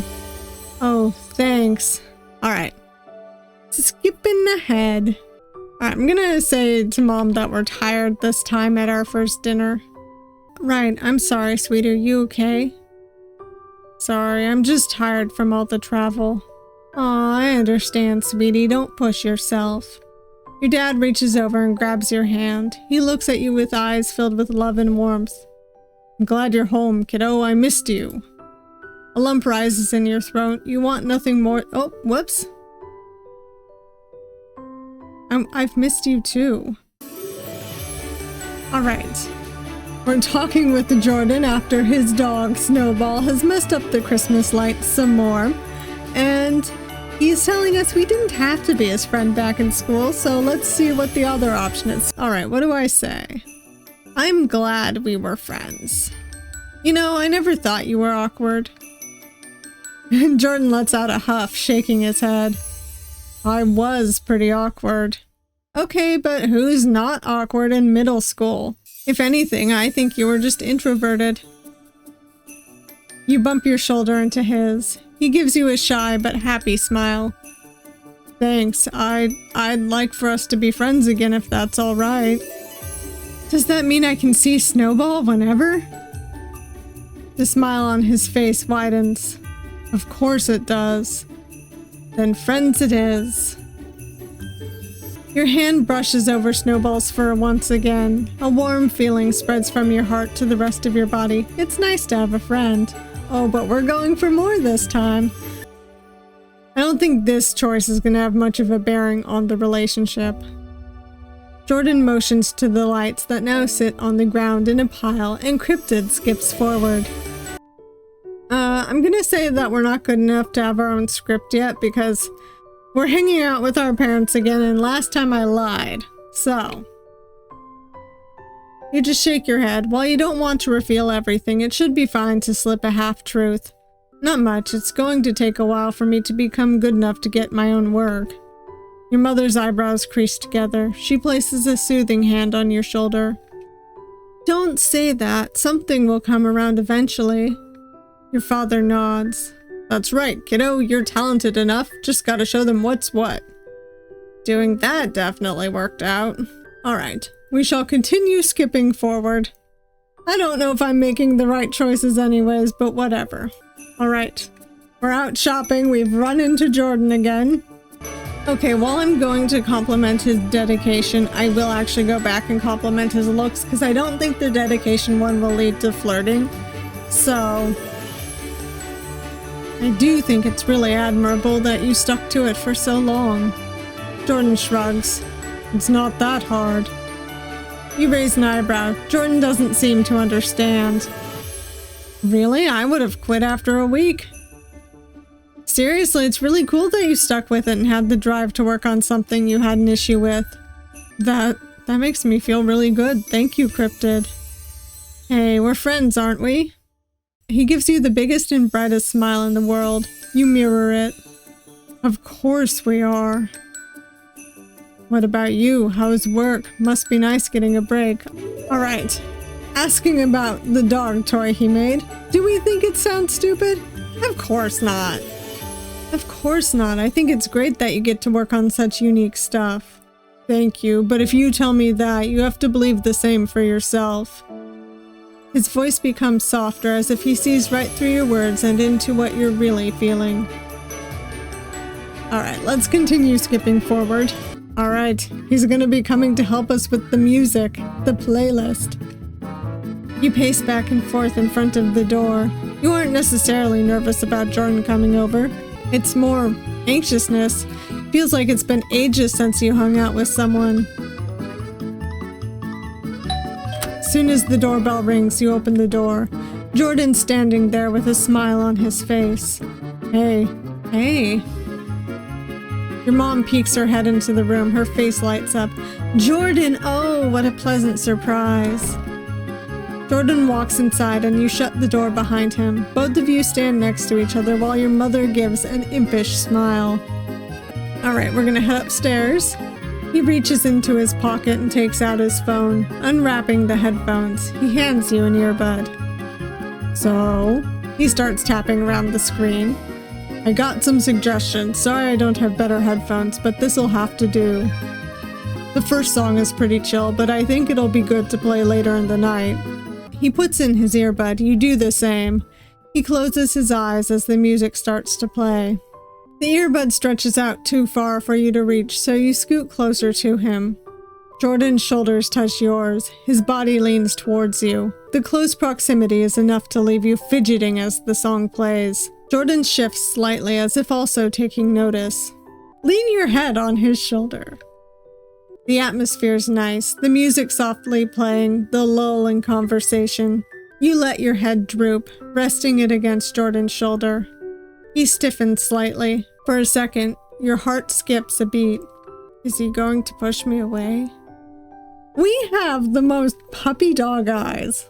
We look so sad all the time. Well, not all the time, but still. Your worries are assuaged as he leans into you. You adjust your head to a more comfortable position. You don't need to look over at him to know that he's smiling as much as you are. It's a peaceful moment, one that you want to sink into forever. After listening to the song for a while, a new one starts playing. You lift your head. Oh, I really like this one. Okay. We'll skip forward because now we're gonna write all excitedly. Alright, after getting our idea out onto our laptop, we're gonna tell him our idea. You're fine. I thought it was cute. Besides, it's inspiring to see someone as passionate as you are. Let's tell him. You scoot closer to him, shifting your laptop screen so he could see. Do you want to know my idea? Of course, I'd be happy to listen. You divulge your idea, giving details on how the song paints a picture inside your head. Jordan leaned into you. It was as if they wanted to hang on to every word, not wanting to miss any of it. And I think it would be really cool for the MC to end up moving on instead of focusing on the past. Damn. That's so cool. You came up with that just by listening to a song? It kind of just happens. It sounds awesome. You have to tell me once you finish the movie so I can be the first person to see it. You laugh.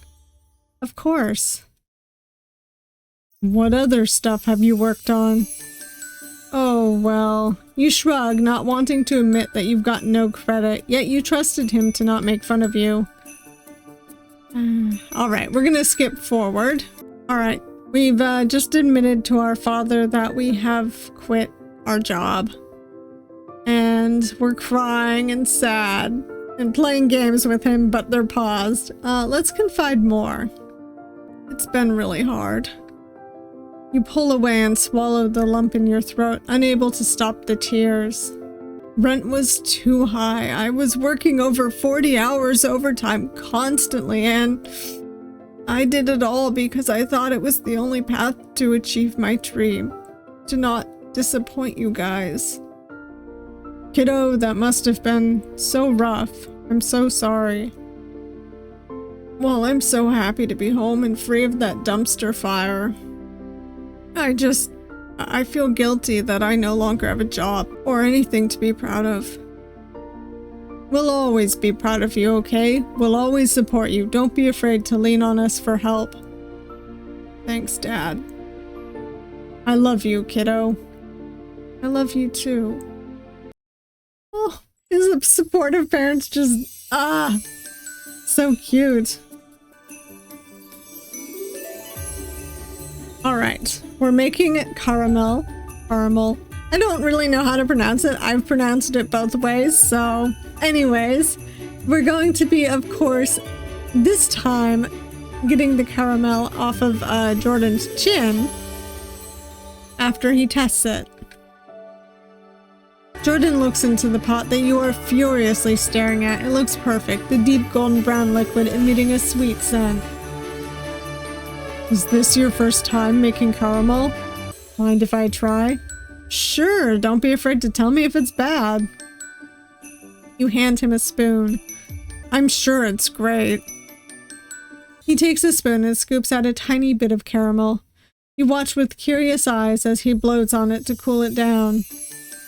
After eating it, he pulls the spoon out of his mouth. A bit of the sauce lands on his cheek. This is really good. Wipe it away. Stay still. You reach out and use your thumb to wipe away the caramel. Jordan's smile seems to go away as he feels your touch. Both of you don't move and stare into each other's eyes. The butterflies in your stomach suddenly start to churn. Before you die from an overwhelming amount of emotions, you take your hand away. You had something on your face. His voice is soft as he speaks. Thanks. No problem. You notice the tips of his ears are red as both of you go back to cooking. Your heart is pounding so hard in your chest you think it's going to escape your body. I did that without thinking. Hey, can I tell you something? Sure, go ahead. You seem a lot happier recently. I mean, when we first met, again, you seemed... He tries gathering his thoughts, and I'm going to skip forward. All right. He took us outside, we're talking, and we're going to think about our feelings because we think we're falling in love. But how would this even work? We'd be long distance. You make it work. You pat your cheeks to get the thoughts out of your mind. You look over to Jordan, who is staring out into town. He looks so soft, so calm. He feels like home. I'm in deep. Yup. It's finally Christmas Eve, and we are gonna skip ahead to the party and the parts where we have to make decisions. Alright, we're giving Jordan his gift. We've asked him to close his eyes. Let's kiss his cheek. You lean in and kiss him on his cheek. Jordan's eyes fly open as he stares at you. Surprise. Why You chuckle and point upwards toward the green plant that's hanging from the ceiling. Mistletoe, I had to do it. Jordan places his hands on his cheeks. Jeez, you surprised me. That's the whole point of a gift. You give him a smile, then pull out the actual gift from under the counter. You place it in his hands. Jordan opens his gift. His eyes widen as he shakes the new set of dice. Alright, we're gonna skip ahead. I think the next choice we get is when we can kind of sneak away with him when we're being talked to by the neighbors, but I can't recall. The neighbors have been pressing us, and we turn to Jordan, waving us over with a smile. Let's sneak away. Looks like I'm being pulled away. You give him a semi-apologetic smile, then excuse yourself, telling him to enjoy the food. You can't keep in the sigh of relief leaving your lips as you walk over to Jordan. He's tucked away in the corner of the yard and sitting on a bench. God, you saved me. You plop down next to him. You've been busy the whole party. You looked like you needed a break. Was it really showing on my face? No, I just know you well enough to tell. You dissipate the laugh that's about to escape by shoving food into your mouth. Why is he so sweet? I can't take it. The two of you sit together and eat while looking up into the night sky. You know, I really missed seeing the stars. In LA, all you see are the city lights. It is true. Sure, it's pretty, but nothing compares to the natural beauty of the stars. I agree. You look over to see Jordan grinning at you. You sigh contently as the two of you continue to eat in the peace of each other's company. The ambience of your friends and family laughing and partying was the perfect background to having a moment of happiness with Jordan. You wish that all moments were like this. After you finish eating, you start to walk around and make sure everyone has enough food. You stand next to your parents and aunt, indulged in conversation. Alright, this is going to be the conversation that brings up the fact that we quit to our mom, but I'm going to skip ahead. Mom's upset that we didn't tell her, so let's try and explain. I know, but it was really... You swallow, unable to hold the tears. It wasn't easy, and I'm having it's just hard. Sweetie. Your mom sighs and sets down the trash bag. I'm not mad, I'm just a little sad you didn't think of telling us the moment it happened. She gives you a hug. Just know you can come to us for anything, alright? She lets you go and then smiles. Now, we can't forget our tradition. She motions behind you and you turn around to see your dad holding up stockings. The three of you take a moment to hang them up above the fireplace. Your heart slowly starts to fill with happiness again. When everything's tough, your parents always have your back. Time proves that again and again. They love you. They care for you. You never want to forget that. It's Christmas Day. We're talking with our cousins and they're mentioning that, we seem to have a thing for Jordan. And our cousin Eric is telling us about his friend and their long-distance relationship and how they moved in together. Eventually, they moved in together and are now living happily. If you guys communicate and have a strong enough bond, distance will only be a small bump in the road. Agree that it won't be so bad. You nod, trying not to let the negative thoughts get a hold of you. Right. I should be optimistic. So this means you do like him. You smile, pushing them away. Oh, shut up. Both you and your cousins jump as a group of younger kids come clamoring over, complaining about the lack of things to do. Alright, now we're going to be telling the kids a story. I will skip ahead. Alright. We're giving Jordan a call kind of late at night. We've talked. We've listened to his grievances about his parents. We're gonna ask about connecting as something more. I'm used to it at this point. Thanks for listening, though. I'm really glad we got to spend Christmas together and reconnect. Ask about connecting as something more. Really? Yeah. You shift on your bed. A small smirk appears on your face. I think I'd like to connect a little more. Huh? Like, how? Like, more than friends. Oh.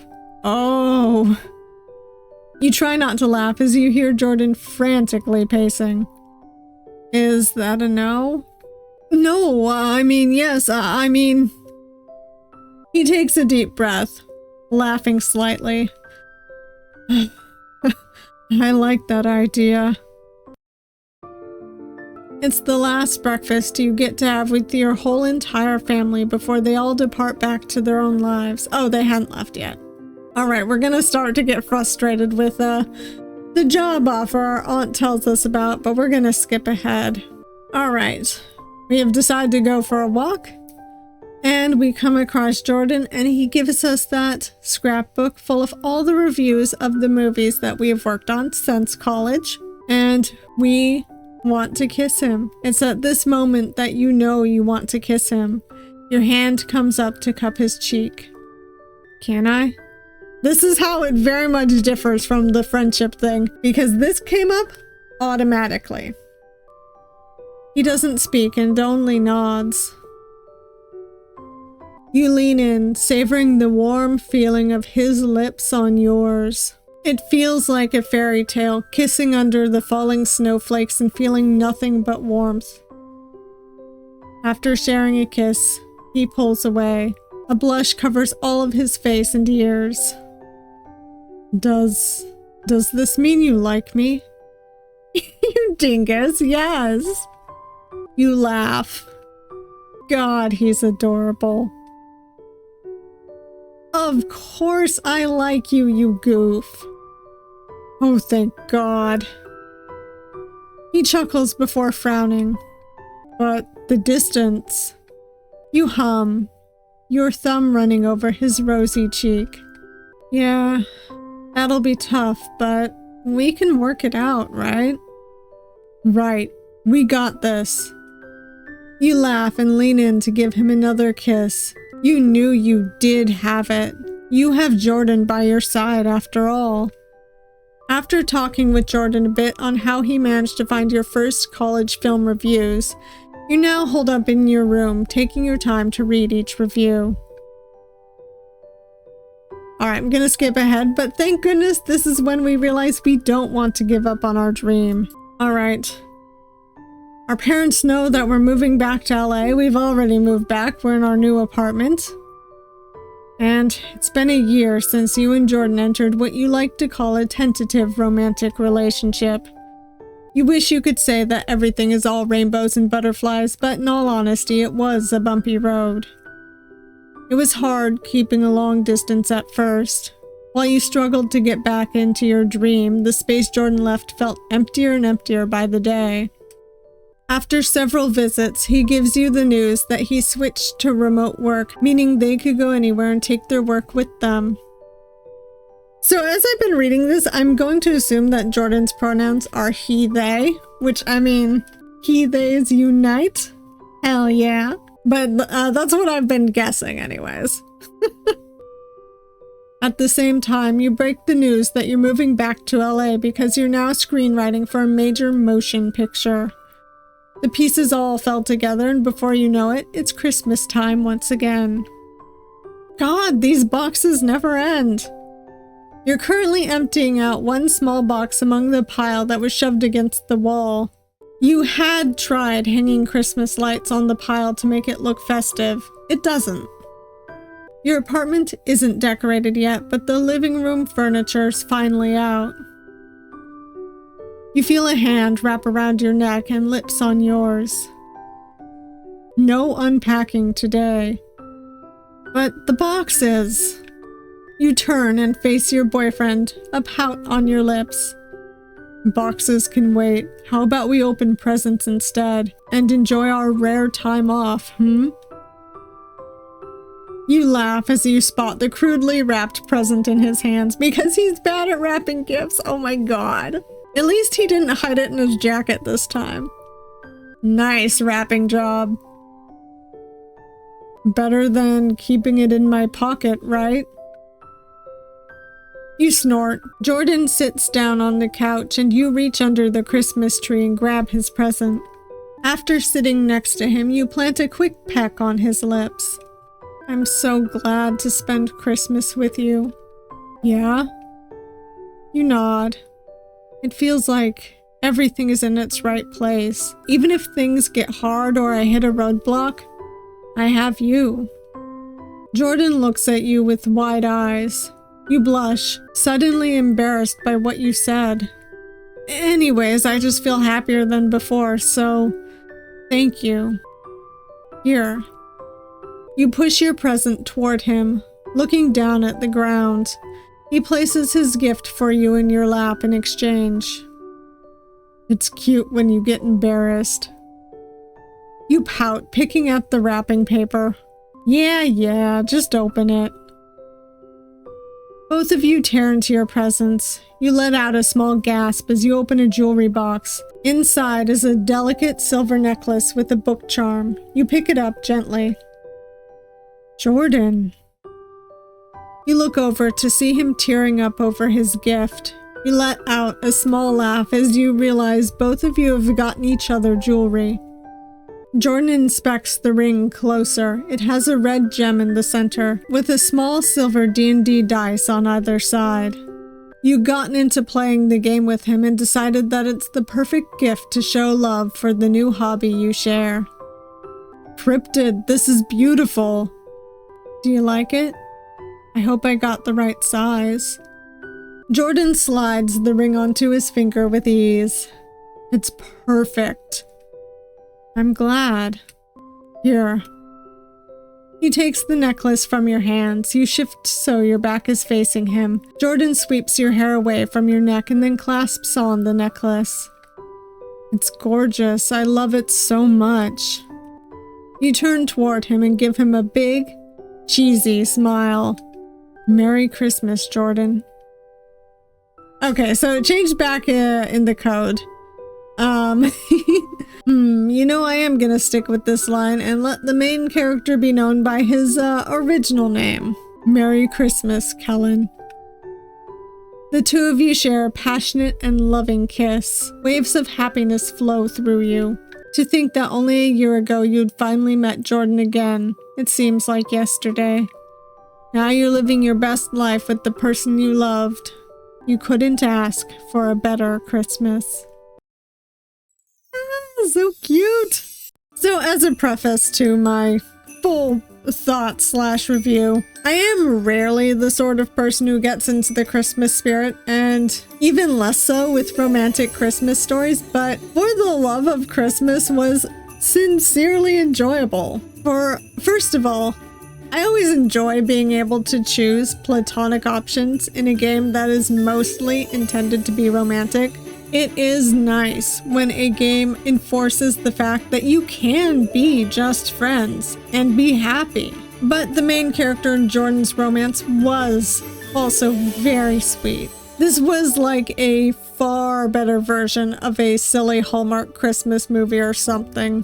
It was still kind of sappy, but there was a much more realistic undertone to it. The main character didn't give up on his dream for romance, but he also had good reasons for being sad and coming back home, which led him to getting to meet Jordan again. And I also appreciated that the main character could be hesitant and even a bit deceptive if we chose for him to be. It just all felt a lot more realistic and nothing hinged on a romance. And I really appreciate that. However, even the romance was really nice. It didn't feel too fast or unrealistic. The characters had a previous friendship, even if they hadn't seen each other in years. And even when we did pursue a romance, the main character and Jordan spent a year in a long-distance relationship before finally getting a chance to move in. It was sweet, and I was truly satisfied with either outcome, because in the end, these characters were happy. It was even nicer that when we chose to be more truthful, things went a little better for the main character. And even though much of the same stuff happened, it was nice that we could divulge the difficulties that he had been going through.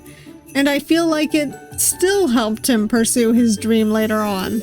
Honestly, the characters that we spend the most time with, too, were very lovely. Our character, Kellen, and I will call him by his original name here, was relatable. He had a pessimistic side and dealt with frustration and anxiety, but he also wasn't, like, overly pessimistic.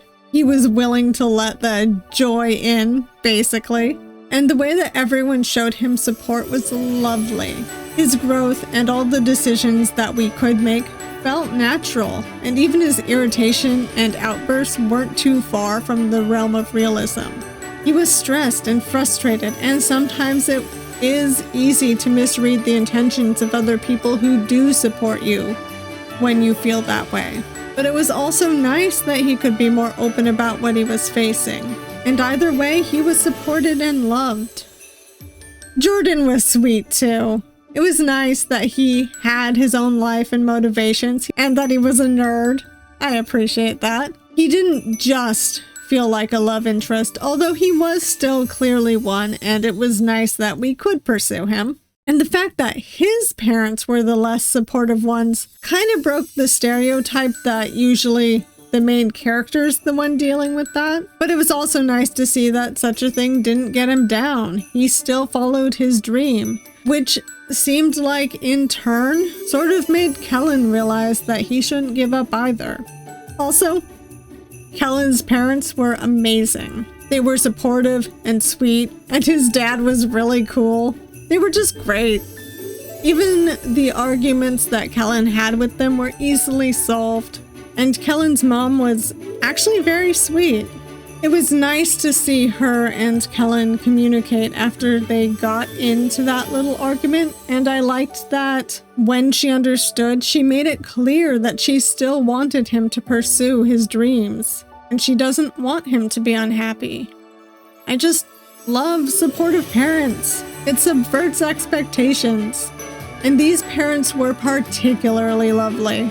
The art in this was gorgeous too. Not only are these backgrounds quite lovely, but the characters had very nice designs. Although I have to say, Kellen dressed very fancy. I mean, not super fancy, but dang, that vest. Anyways, I even appreciated that Kellen's parents had very distinct silhouettes. This was truly a delightful Christmas story to play through. It left me with a very cozy feeling. And I hope that you too are feeling cozy on this Christmas day, or whatever day that you watch this. But if you made it this far, I hope that you enjoyed this visual novel, and I hope that you enjoyed this video. And if you did like it, please hit that like button. And if you want to see more of me, but you haven't yet subscribed, please subscribe. I upload videos every Monday, Wednesday, and Saturday, and sometimes extras and shorts randomly throughout the week. I also stream on Twitch. Saturdays have been kind of the only constant, so if you want to see me live, come on by then. And I hope to see you all next time. Bye.